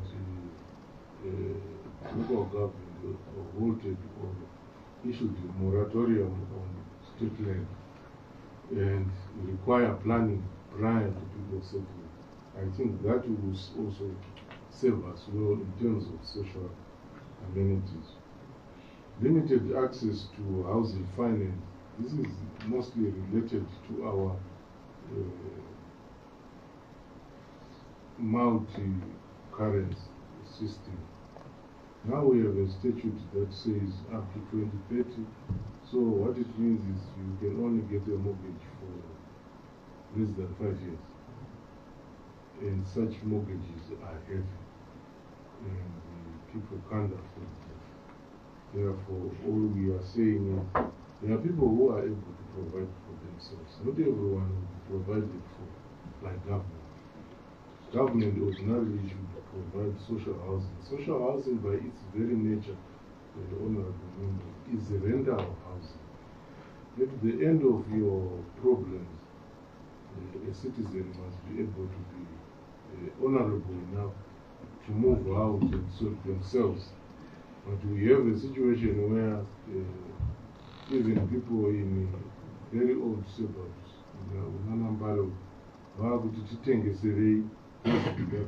they can't be sold. They are supposed to be social in nature, where you get in, while just sort your problems, you get out, the next guy gets in. That's the principle upon which social housing is built. Access to land suitable for housing development. I have talked about this. Unfortunately, suitable land is the very land upon which we are growing crops. We may need to deal with that which is suitable. It might be expensive to build one, but at the end of the day, once we build a house, you get hungry, you want food, we must be able to grow our own food as a nation.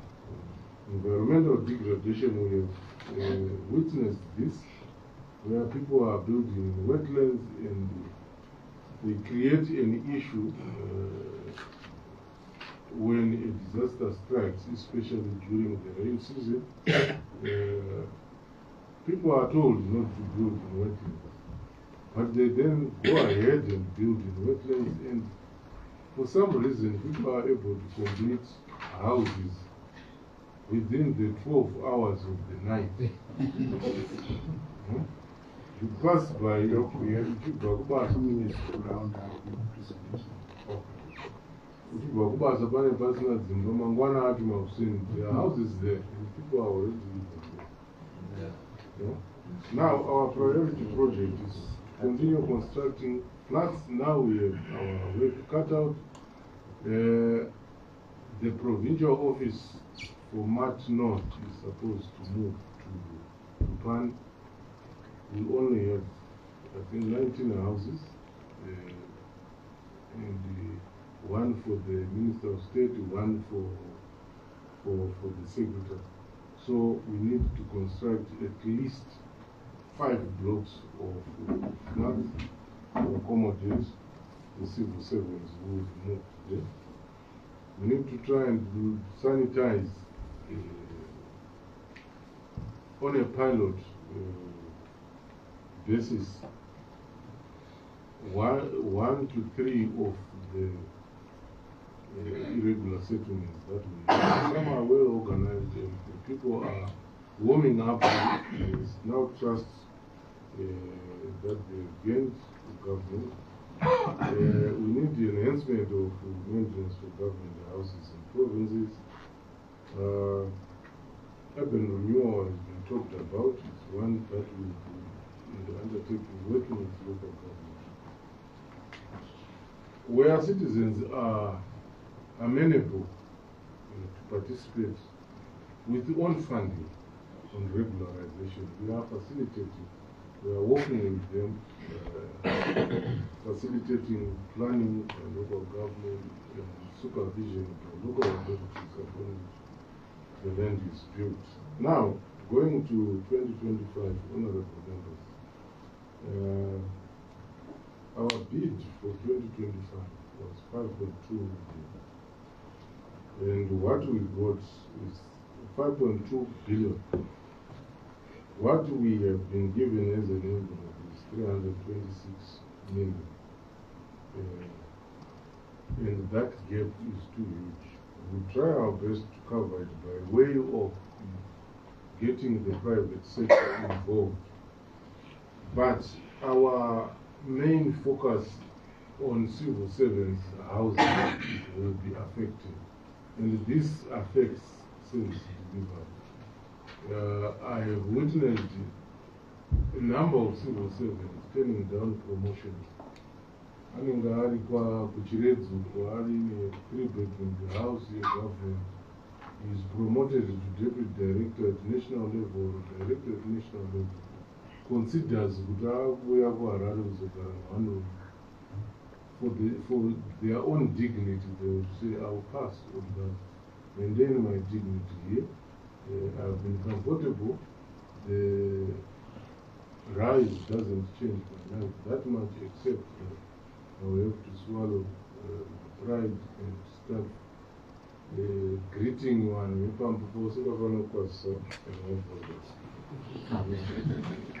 So we have a list of projects that we targeted. Our submission of 5.2 billion. We will see how best we can reprioritize that wish so that we at least have deliverables. Honorable members, because of time limitations. Thank you, Engineer. Do you have some of your directors who wants to head up or give you 2 minutes each? Yes. Thank you, Chair. Thank you, honorable members. Maybe just to buttress that the issues being raised, they are more to do with availing resources. The planning side of things is there. What we require is support from this committee. I think that's what I can add. Otherwise, I will dilute his presentation. Thank you. Thank you. Any other presentation? Thank you, please. Just to highlight that for our 2025 bid, we have only added about 3 new projects which the PS has highlighted due to the need of accommodation for civil servants in Lupani and Siakov Kariba. But most of the projects that we are going to be undertaking are projects that already suffered inadequate funding during the year 2024. Therefore, we are carrying them over to the year 2025. Thank you. Engineer, can you summarize on domestic resource management strategy? Mobilization strategy.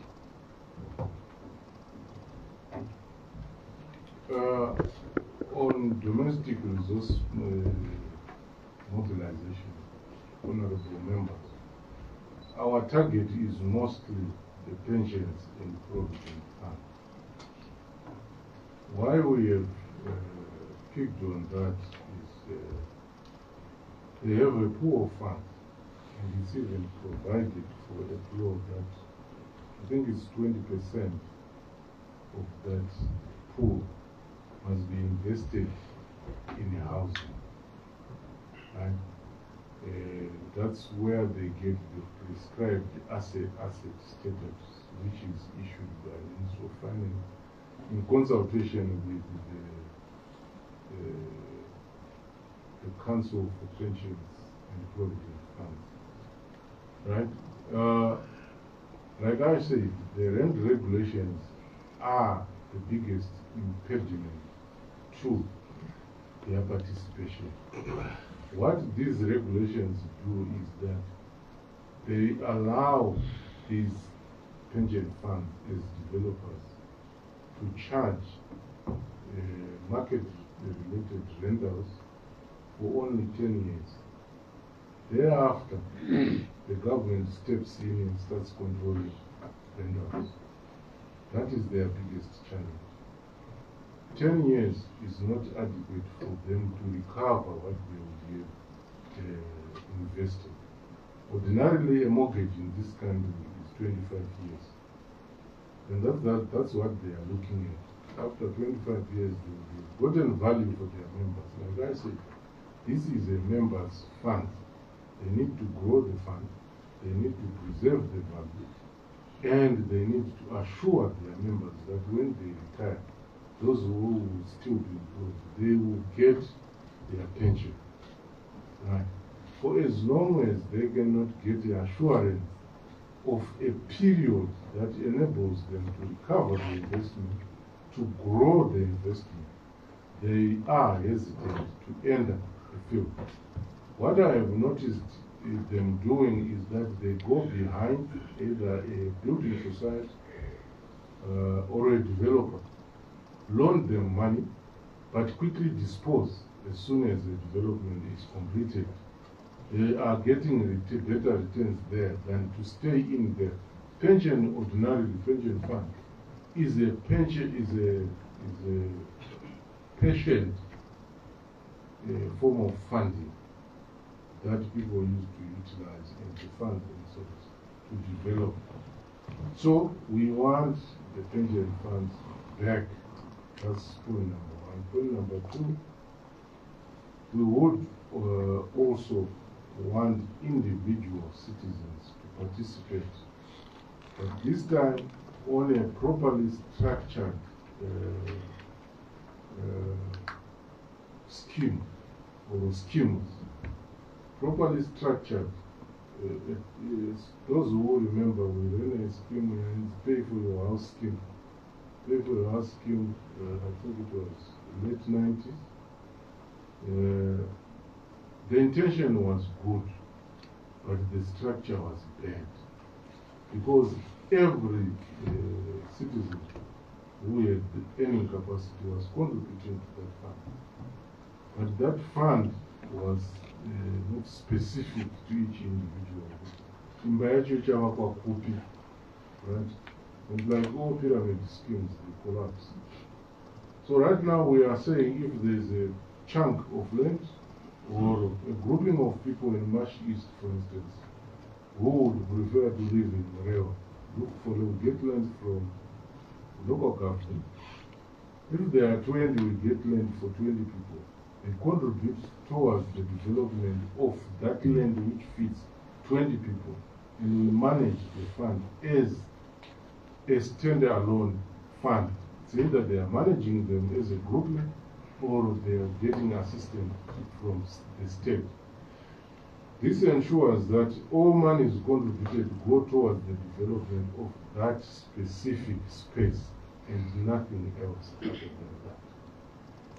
Right? And of course, we would want to ensure that the intentions and the costs are known ahead of embarking on such.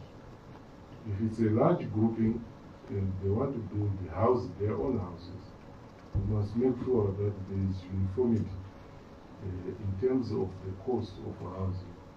The scheme that I have referred to ended up building mansions that swallowed more of those money than what the other citizens were looking for. In terms of strategy, that's what we are looking at. Besides the other aspect, Shelter Africa Development Bank. Shelter Africa Development Bank, because it's Pan-African, it's not impeded by the other restrictions that we have with the other global funders. They are not affected by sanctions. Their money is very much targeted at housing. They are very specific, and they have structures to ensure that whoever gets that money invested in the project that they mentioned. And for all it matters, Zimbabwe stops in terms of repayment of that fund. Thank you. Thank you, our engineer. Before we move on to the plenary session, let me call upon the last presenter from UDCO. 2 minutes. Thank you, Honorable Chair. Just to say, I'm here, Honorable Chair, to say UDCO is now back, and we now have our house in order. Just for the benefit of other honorable members, UDCO is backed by the UDCO Act of 1986. Our mandate is to assist local authorities in the development of housing and related infrastructure, your roads, your water, your sewer, your sewer reticulation systems, and other social amenities. We also offer external audit and capacity building services to local authorities in Zimbabwe. Honorable Chair, I should say we fall under both ministries, the Ministry of Local Government and Public Works and the Ministry of National Housing and the Social Amenities. They are both our parents. So in terms of our objectives, why we exist as UDCO, is we exist to encourage and assist local authorities and regional planning councils and local planning authorities established in terms of the Regional Town and Country Planning Act to plan and coordinate urban growth and development within development areas. We are also mandated to generate employment and encourage development of commerce and industry within development areas. We also are mandated to assist in the provision of housing and social facilities within development areas to encourage people to live and work therein. We also mandated to create and ensure the maintenance of an attractive environment within development areas. We also must provide all forms of assistance, including financial, technical assistance, management counseling, training, auditing, and other services and informational advice to local authorities, cooperatives, commercial, industrial, or other enterprises in connection with urban development. Honorable Chair, you can see that the mandate of UDCO is very big. However, we have been operating below the capacity in terms of the mandate. The focus for this year was to put our house in order. We had we have 4 major objectives that we're working on this year. The first one was to unlock the UDCO land bank and resuscitate project works. Honorable Chair, we had projects that had been stalled from as far back as 2018. We've got a Nokmalok project, which is estimated to yield about 2,200 residential stands. It is also commercial stands and institutional stands. I'm happy to advise that, Honorable Chair, we've managed to resuscitate that project. In terms of assistance on government, in terms of the civil servants, housing, as my permanent secretary has alluded to, as UDCO, we've got a Manresa project where we are building high-rise flats. Currently, we've got 4 blocks of flats that are 92% complete. They stopped due to lack of funding, and this is targeted for government civil servants. We also have space for about 7 more blocks in Manresa, also targeted for government civil servants. As my PS has alluded, we need to make sure that our civil servants have got decent accommodation. We were also working on improvement of governance. Admittedly, the governance issues at UDCO had sort of fallen behind. We had gone for years without holding annual general meetings. Honorable Chair, I'm happy to advise that we have since cleared that backlog. We have held all the annual general meetings covering the years 2020, 2021, 2022, and 2023. We are now up to date in terms of governance. I'm happy to say in terms of compliance and governance, we are almost 100% compliant, Honorable Chair. We are also positioning UDCO, as the permanent secretary has put, to say we are looking at mobilization of resources from the private sector. So as Youth Corp, we want to be the conduit for the government to attract private sector investment into housing and related infrastructure development sector.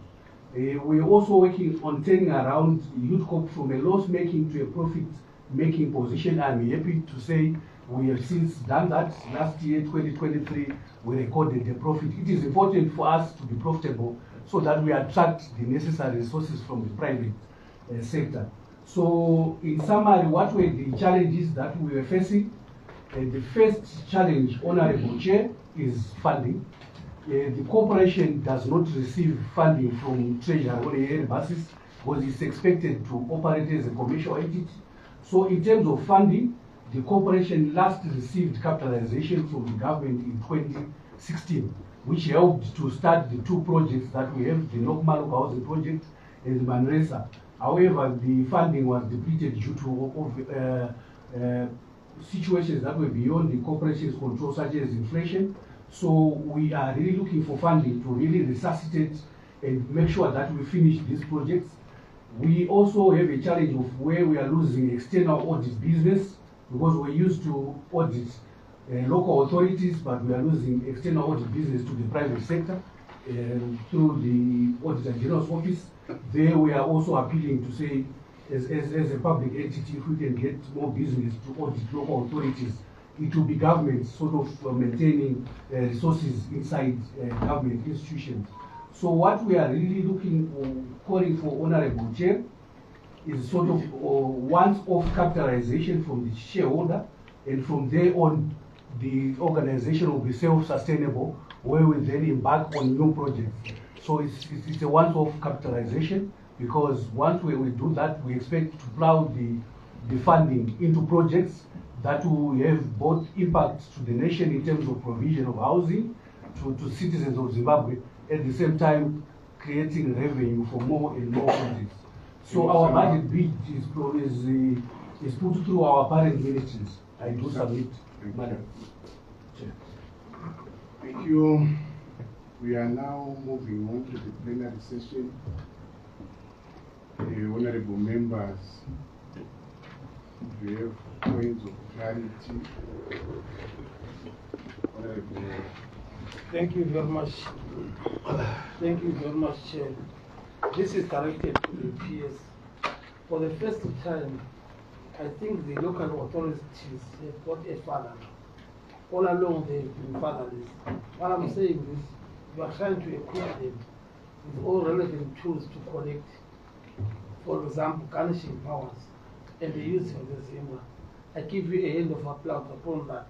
The other issue is about ILIMA. I think, from my understanding, you were supposed to have completed before the first raise. Are you going to manage that? That's a question. And lastly, you mentioned that your head of departments are smiling with detailed cars. I'm great about that. And you want to see those faces from the honorable members of parliament being honored by you. Thank you very much. Thank you, Honorable Chumanza. Yes. Thank you, Mr. Chairman. I have three issues that I would like to raise. Thank you for the wonderful presentations. The first issue has to do with the meager financial resources that have been received by the two ministries. So, but at the same time, I realize that the burn rate for the two respective ministries is rather very low. As of September, end of September. Our engineer, can you switch off the mic? Once I switch off this one, it switches off the door. That's what I did.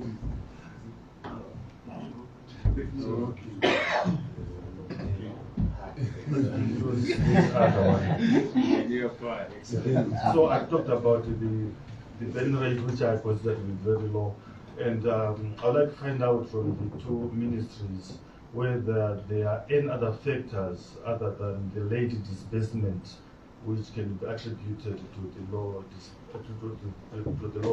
burn rate. I expected that they spent almost all the money by now, given that the amount that they received was though very small amounts. Then the second issue, Mr. Chairman, has to do with the operationalization of the master plan. I attended one of the meetings in my constituency in Dinga. I was very impressed. I like the idea of the master plans, and I think my rural district council developed a very ambitious master plan. How are these going to be operationalized in terms of financing? Because there are quite a number of activities that are being proposed there.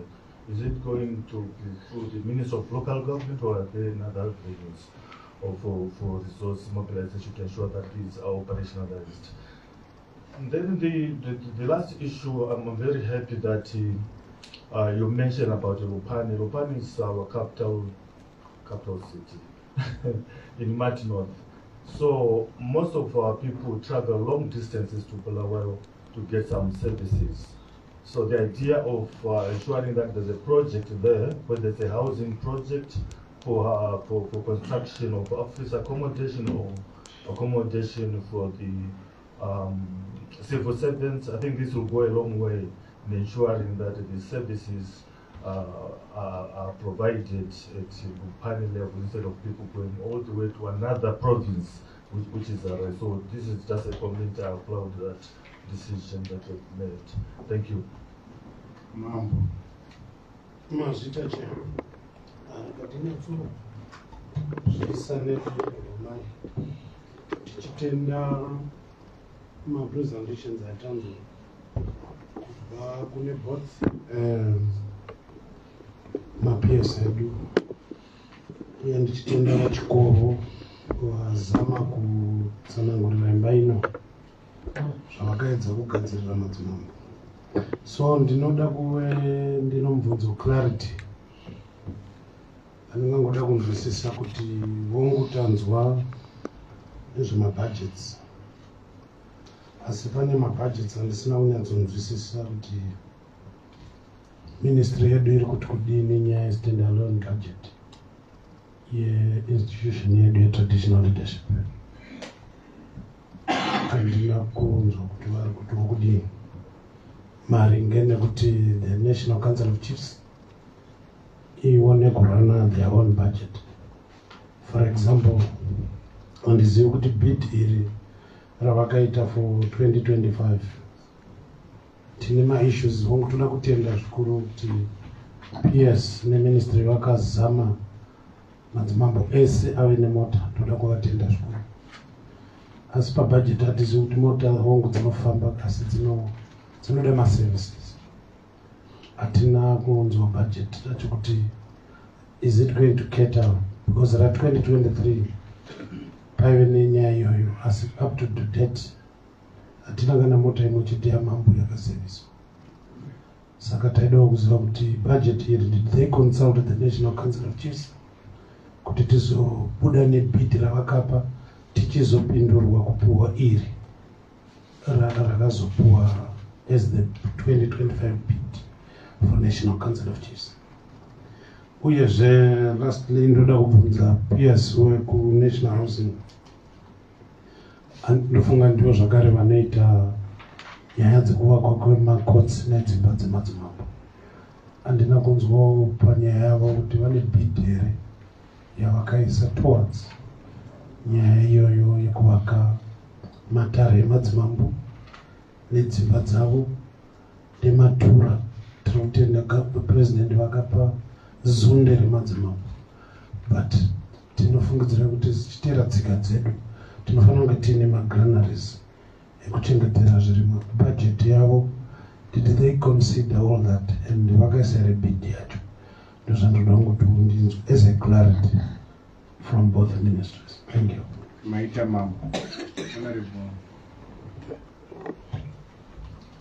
Ndoda kutenda ndinochida kuti ndibvunzewo uyoche kuti local government iri kuona here kuti mayouth ari kuwanda. Sekwandinobva we've got about 70% yemayouth. Taingonzwa kuti kuna nagarikaita renukoshe vakaitwa.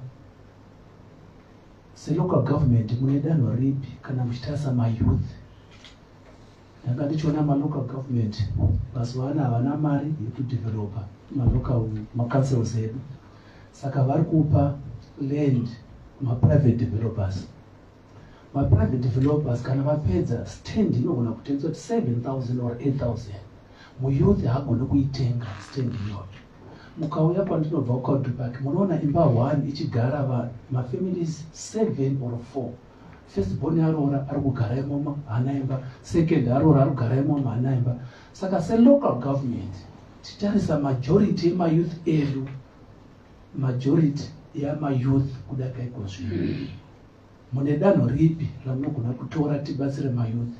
Ndinombonzwa kuti kana council private developer kana developer anozopa council 20% yemastand council. Council inongotengesa futi haisi kuti ariso mayouth. Saka ndo mubvunzo wangu wandada kuti tibetsere. Thank you. Thank you, Honorable Member. Last one, Honorable Kanoko. Maitabasa Chair, I think we need to add just a few comments from the PS on the policy priorities for 2025. On page 20, I think the permanent secretary mentions the issue of reviewing of land intrinsic value, which is of public interest. The PS, I just need your comments on that. Well, there are some issues which need to be reviewed or addressed before the increase. We have the people or land which was already valued. What's your comment on that? So when we are having an increase, are we considering for those properties which have been already reviewed, valued? And then also, this increase in land intrinsic, shall it also apply to applications which have been affected by the moratorium which was issued by the minister? And also, we need you to consider the issue of affordability when we review the land intrinsic. And then lastly, how urgent is the government is going to facilitate funding for the traders in Bari who have been affected by the infernal, and what assurance is there for the traders that they will retain their places which they were operating at? That's why I submit. Thank you, Honorable Member. Our engineer, Engineer Chinyanga and Dr. Basera, no prime cannot respond depending on these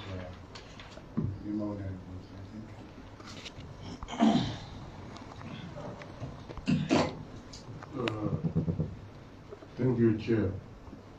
In terms of delayed disbursements, how it works when you are having a construction project with a contract. Contractor pamutemo wake agreement ane akanzi after asubmit a claim or invoice anofana kubhadharwa in 30 days, right? If the contractor is not paid in 30 days, he will give the client 14 days notice of a breach. If the breach is not cured in 14 days, he will stop work. So in terms of our projects that we contracted out, a delay had a ripple effect in that when we ask for money from Treasury for funding, we use the certificate raised by a contract. And that is what was delayed. And most of, if not all of our contractors, they stopped work. And we only got funding starting end of July. What it meant is the Minister of Finance, or rather the Ministry was paid for a certificate raised in February for the contractor to get back to work. So with the sequence, the contractor is only paid for work done. Akadzoka kubasa end of July, asking for 14 days to remobilize, started work in August, raised probably a certificate, if any, in September. So October, we are going to pay. So we are not going to exhaust the budget that the Parliament approved because of that delay. That's one. Two, in terms of procurement,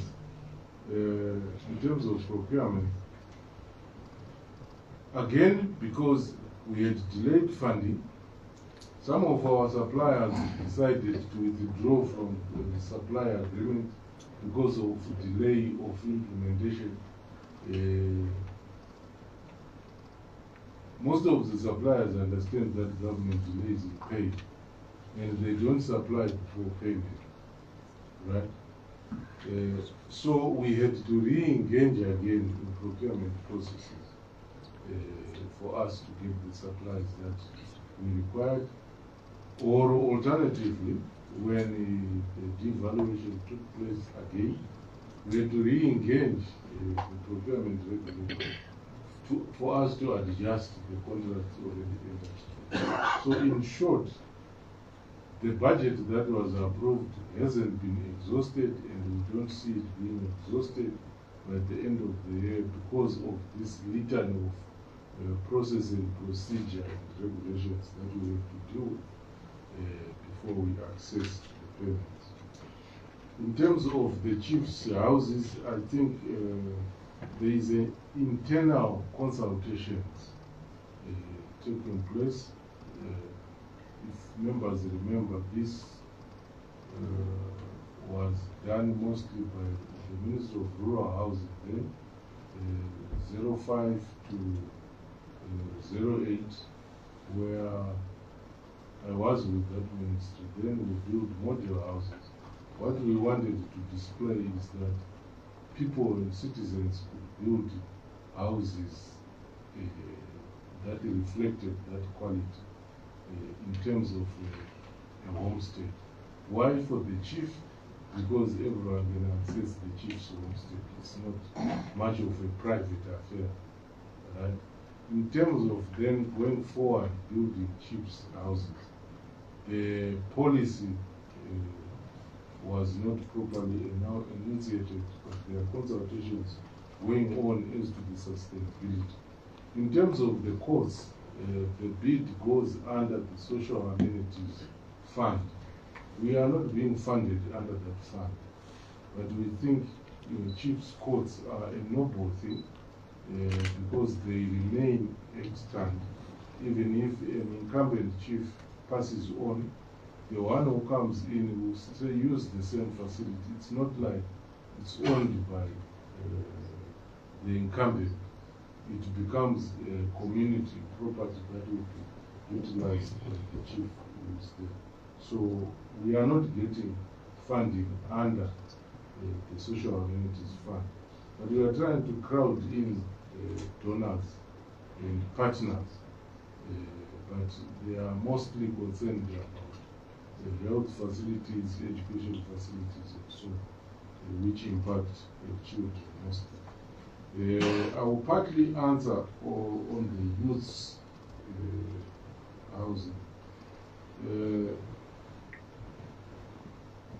The youths, unless we are doling out freebies, it won't be a sustainable thing. I'll answer it in terms of the densification policy. This is why I'm saying let's build going up. We are at times laughing at the Indians. The Indians have been living in this country, and we all know they live in Belvedere. And we have seen them extending and expanding their houses upward. It's in order to accommodate their children who will have grown up. I think we have to wake up to the fact that this land is very finite. And not everyone will own a piece of land. And nothing stops us from further densifying high density area. Because this is the same as in developed countries. They realized some of them late, some of them did quite early that their populations are growing and they need to grow houses upwards and not laterally. Can you round up? Yes. So we are saying, in terms of the national building bylaw, you will find that during consultation we will be pitching the fact that we can densify further high density areas in order to accommodate each other and preserve agricultural land. Thank you. Chair, a supplement. Sorry? Just a supplement. Sorry? A second on a supplement. Sorry, Mama. PS Dr. Basira wasati wapindura mimwe mibvunzo yabvunzwa. Can you give him time, then I will move on to your supplement. Okay. On point of order, Chair. Takes precedence. It's very critical. No, it's okay. Let's give him time. It will overtake the event if he has that responding. Why I'm saying so, Chairman, I can see the way we are rushing things now, but this is the most critical committee in the portfolio, especially local government. We've got myself and other colleague honorable members. We've got lots of clarities and questions to ask these two ministries. I don't know if it's possible that we can, given it's now 1 o'clock, 5 past 1, or we can reschedule to complete this session. It's very critical. Thank you. I will give you time to make your point.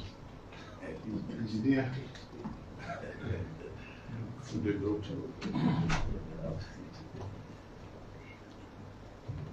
Yeah, thank you very much, Chairman of the esteemed committee and honorable members for your questions, and compliments, and comments, some of them seeking clarity. Mr. Chair, ndichati pabvunzwa nechirungu ndichazama kupindura nechirungu ndichisanganisa kuti zvindirerukire. Pabvunzwa neshona ndichapindura neshona kuti zvindirerukire zvakanyanya. Mr. Chair, pabvunzwa nyaya yenhimbe ilima program or road rehabilitation program nenyaya yetiming yayo. For sure, hongu tiri kumashure tichizvitarisa implementation. Zvanga zvakanaka kuti tipinde mumwaka wezhizha tatofamba nebhora pamaringe nemaroads akasiyana siyana ari kuma-local authorities edu. Asiwo rega nditi program iyi yakazoappruvwa I think about 2 months ago na His Excellency the President, ikaenda kucabinet about 2 months ago. So naizvozvo tiri kugadzirira modalities kana kuti mechanics implementation before we go in full throttle.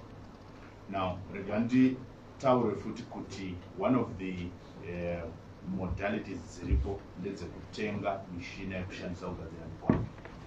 Pane mishina inosvika 110 iri kufanira kutengwa nezinhara iri maringe neprogramu iyo yechekutanga. So chechipiri tatimubatanidzwa wezvibatiso kuma-local authorities. Pane zvavatori nazvo pari zvino. So modalities iwayo ekushandisa zvavainazvo pari zvino kupedza so that totangisa program yedu hatazombomiswa nemvura kuti ngangomiswa nemvura asi tichaisimudzira zvakare and a full throttle after the rainfall period. Nemhaka yei takanonoka kuita sekufunga program yakadai. Program iyi takatoidzidzawo pataita gadziro dzeindependence celebrations kumurambinda. Isu takawirirana seministry, semaministry sehurumende kuti hatisi kuda kunotora kuti tibudise mari titore macontractors kuti vaite maprojects ngatimboite tega timboone capacity yedu. Taida nyanyowona capacity yepublic works, taida nyanyowona zvakare capacity yema-local authorities. Ndope takaita mubatanidzwa wema-tools wezvibatiso zvema-local authorities vakaita basa rinoshamisa to the extent Mr. Chair kuti takavaka stadium yakatambirwa mutambo weindependence celebrations within 1 month. Zvakaratidza kunyanyobatana kunogona kuitika nema-local authorities and ndopatakaizvudza ipapo. So we learned about this sometime in April. That's when we started to construct the concept. Toda kuti muappreciate kuti nemakai yakazoita seyanonoka nyaya yekuti mufungo wacho wakatononoka wakauya sometime in April, May, and tikazowana the necessary approvals just 2 months back.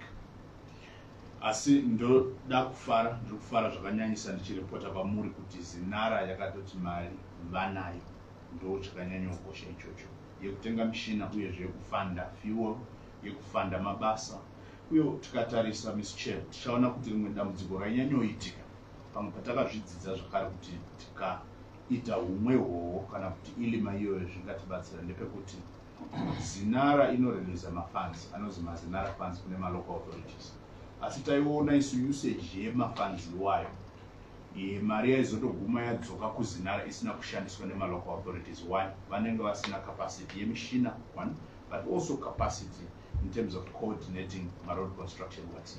So ipapo gap iroro ndo ratoda kuvhara. Tichaona kuti mamwe ma-local authorities mazhinji anenge asina munhu anonzi road engineer, even ma-road technicians. So ndo magaps atoda kuvhara. Kuti tikaenda kumanikalendi kwenyu, Honorable Chair, tineta kunobatanidza togadzira yatinoti road rehabilitation construction mubatanidzwa wema-local authorities akasiyana, so that we build that capacity but also close that gap from a human intellectual capacity perspective.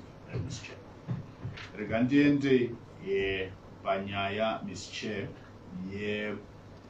the burn rate yema-budgets mati iri law, honorable member, for sure iri law and zviri kunyanya kukonzerwa nema-releases from Ministry of Finance.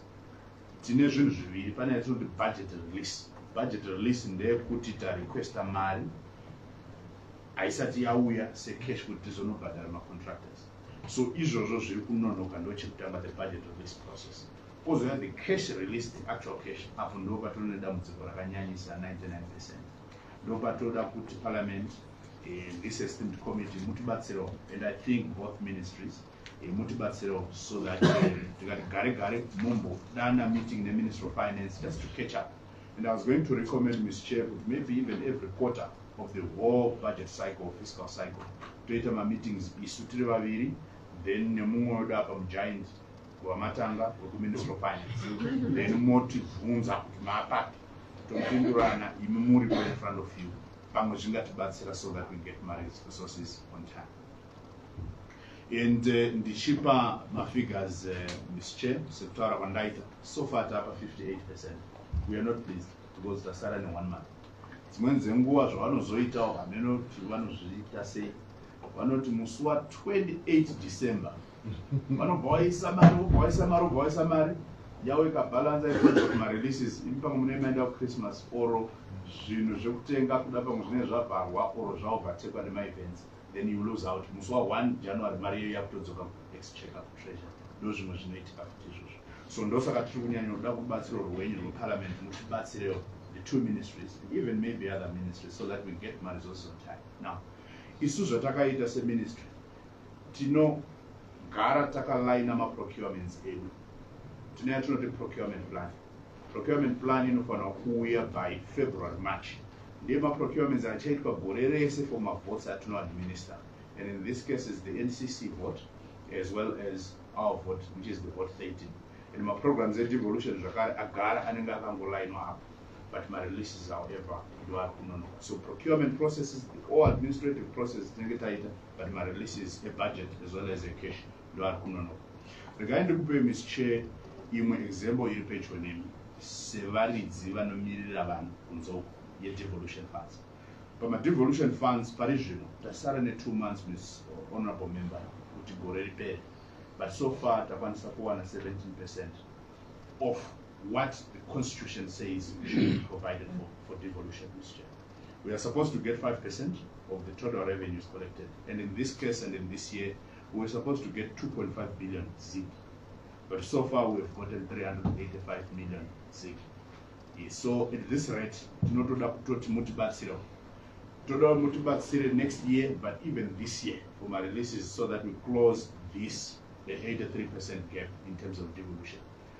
And muono with devolution sekona pangu, ndinofunga ndo muono mumwe wekupedzisirisa kuti tikurumidze kubata matanho, tikurumidze kubata zviga zvevision 2013 Africa Agenda 2063. But at this rate, ndinodavira kuti honorable members tikasakangwarira tinokwanisa kuzotadza kubata zvimwe zviga zvatinenge tichida kubata. Regai ndikupei futi semuenzaniso. Last year, devolution yakareleaswa neMinistry of Finance was under 2% of the total revenues. The other previous year, it was 1.5% of the total revenues. So 5% is kumitwa every year, and it's been consistent. Now, taiti isusu kuda pamwe dambudziko nderekuti hatina guidelines ekunyasoguida the administering of devolution funds kuma local authorities. As however, as ministry, takaparticipate, tikashanda nemamwe ma-ministries, kusanganisira Ministry of Finance, tikagadzira inonzi the devolution funds manual, yakalaunchwa naMinister Mtuli about 3 months ago. So manual yapo, takatarisira kuti mari ichachitanga kuya, but pari zvino we really need your help so that we get my releases of my funds and my devolutions.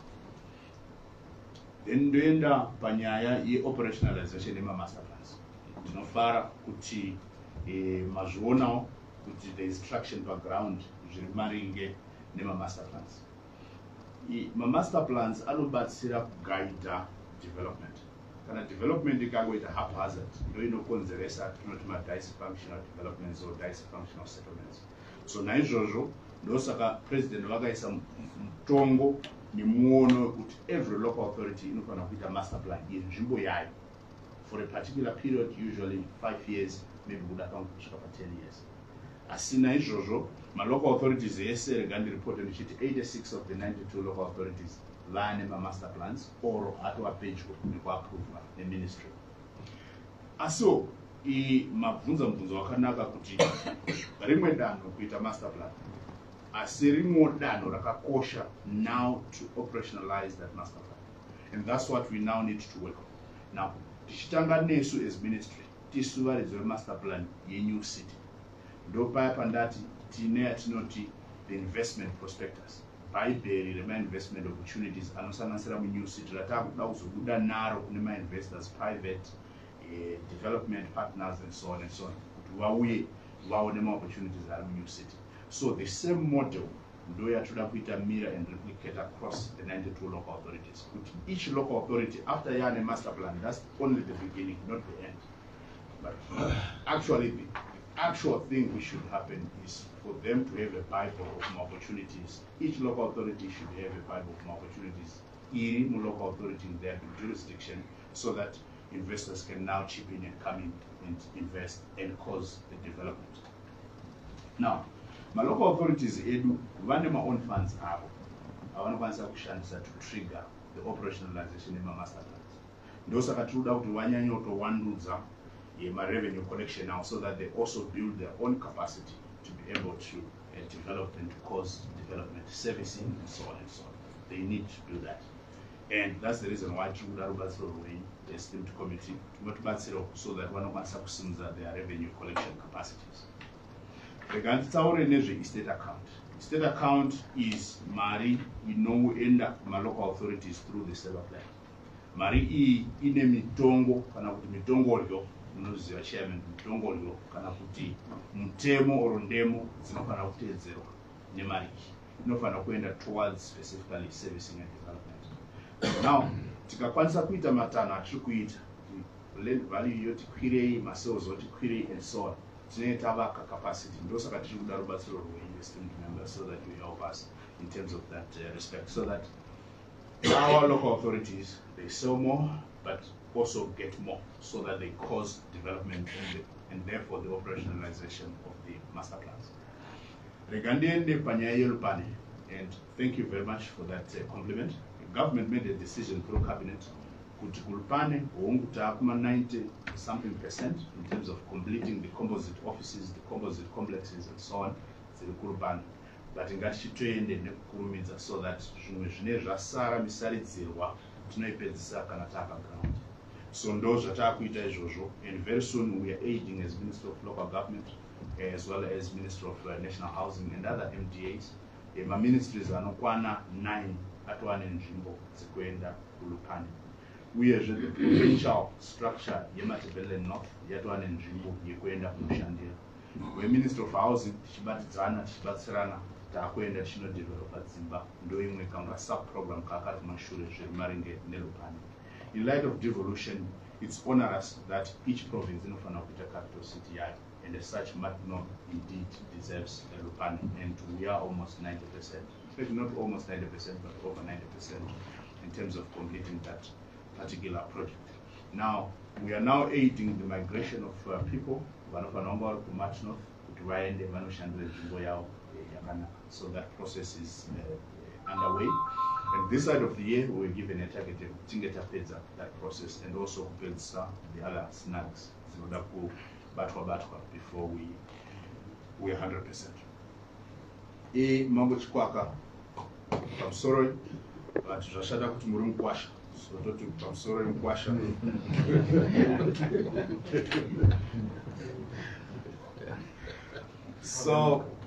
So ndichapa vachiko kuti vapindure nyaya yekuti nemhaka yei the National Chiefs Council isati yava nebudget restand-alone. I know kuti pane ma-alignment emitemo ari kuitwa so that we finalize on this matter.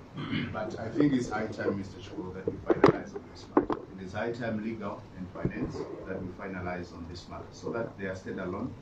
We don't make our decisions out, and we only provide the much needed technical, maybe to a certain extent, administrative support. But we have had some discussions with the minister, and again the minister said, I see no reason why this put that migration process. But regarding the committee, TISU Secretariat of the National Chiefs Council. But pane mitemo iri kualignwa neconstitution. Kangopedza izvi chete and do daira kuti vana bokotoma padhuze nekupedza kuti tipedzise the alignment so that we have that full migration responsibilities so that they administer their own budget with our technical excellent support and sometimes our minimal administrative support. Mambo mataura nyaya yema-services ema-motor vehicles. Surely ndingada kuti vachiko kuda pamudonongodze kuti mota dzakamira sei ma-conditions acho, but I should assume kuti surely tinofanira kuservisa. Nemhaka yakuti president vakataura vegani kuti madzimambo edu vakatoita vashandi venyika and therefore havana kunyanyosiyana nesu. So therefore, munoservisirwa mota tinoservisirwa mota, and therefore andione reason why tichitadza kuservisa mota. Kudawo pamwe inyaya yekureleaswa kwema-resources kuda, but we need to understand from what Chiko when the time comes. So Chiko, please get ready to respond to that. Then regandibate nyaya yema-chiefs courts, yema-mambo yataurwa na mkomangu, that's his responsibility and forte. Asi pama-chiefs courts, ine mhaka yekuti toda kuti madzimambo edu anyatsopiwa ruremekedzo rwakakwana munzvimbo dzavanotonga, izvo zvakatikoshera izvozvo, so that their role of upholding our culture and heritage is respected and respected. So vanoda nzvimbo dzakadzikama dzakanaka dzekuti vanoita matare avo kuti vanotongera vari. And as such, taapa design stage yekudesigner. In effect, we are now consulting madzimambo kuti vatiudze kuti zvinoita here ma-designs atinawo zviri maringe nema-chiefs courts. And program iyoyo yakanzi naHis Excellency, it should be implemented this side of the year. In fact, this side of the year, I mean 2025 fiscal cycle. And as such, irimo budget redu mubid yatakaisa. Now, with regards to the consultation here at the National Chiefs Council, I understand what you also need to respond to that. And I understand Makayit and that wide consultation with the National Chiefs Council before we throw in a bit. If it was not done, then it has to be done. If it was done but insufficiently, then it has to be redone again before we make a submission to Minister of Finance. Can you round up? Because the honorable members are putting them on house management. To not end up. Honorable Chair, so I think it's the second from last point, but I'll summarize. So Panenya yabvunzwa na honorable member yema youth, and for sure youth they do constitute 62% of our population, and hakuna an economy which will grow without 62% of its population capacitated enough and appropriately. So ndosaka paine program yakalonjwa naHis Excellency the President Machine inonzi munhu mutapa a national youth housing program or scheme. So program iyi iri kufambiswa, iri kushayirwa ne2 ministries, kusanganisira neMinistry of Finance. Ministries are not local government leading, and then Ministry of National Housing also taking part. Now, program iyi iri kuno identify land kuma provinces, all the 10 provinces in the country. Yoma service kuitira kuratidza muenzaniso with the development which we want. Development yatinoda is not haphazard, it's planned development neservicing mukati. So ndo zvatiri kuenda kunoita. So tiri kushanda nemadevelopers akawanda akasiyana siyana mumaprovinces akasiyana siyana kuti basa racho rireruke uyezve riendeke. So mastands aya taakufinalize mamodalities ekuti anonge achiadministra sei, achifamba sei. Saka tiri kushanda neMinistry of Youth as well as the beneficiary ministry, which are now identify my youth asset and so on. We are almost now finalizing the modalities. However, implementation is we speak it. Now, throughout kuti tikabva pagiya rekumaprovince todzika pagiya rekumadistrict todzika futi pane rimwe giya rekupedzisira in light of devolution honorable member. Now, pane issue yaraiswa naChinyanga yemaflats. Imomo zvakare maschemes iwayo emunhu mutapa national youth housing program tetiine maflats, so that we even accommodate even more, especially in light of the police position. You put 40%, we should go up, and we respect that police position. Then Honorable Kanokula, police priorities for 2025, review of the initial. Down Honorable Kanokula, regarding fare amudichita, magamuri emotional. Dapa muri developer of some sort, but regarding pay comfort in the cheating, zvatiri kuita hazvisi kuzobata in retrospect, zviri kubata as we go forward. So let me just preempt that policy position. So ndapota musawe emotional zvenyu, ndai munovata kumba muvata zvakanaka. Thank you. Then funding for traders in Mbare, yes, there was a big pronouncement by the President yesterday. He approved the declaration of state of disaster. Zvazvinoreva ndezvekuti kana President vakadeclare a state of disaster on a situation, zvoreva izvo kuti wavhurira madhoo kana kuti magoni kana kuti mafafitera kuti vanosapota private sector, development world, donor community vauye vabatsiridze.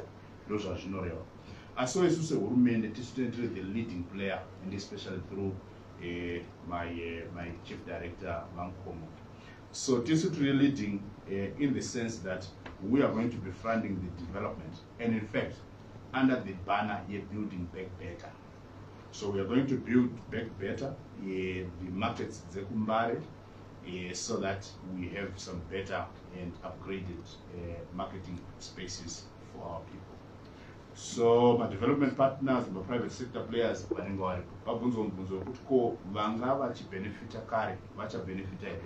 answer is wrong.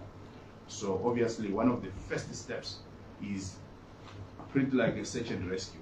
So search in terms of register the affected people, to guarantee a database rao, but no go pay the program yet. Parura Nevan were affected. When are affected is about 4,600 people, but pretty over 4,000 people who were affected by that incident. Thank you very much, Mr.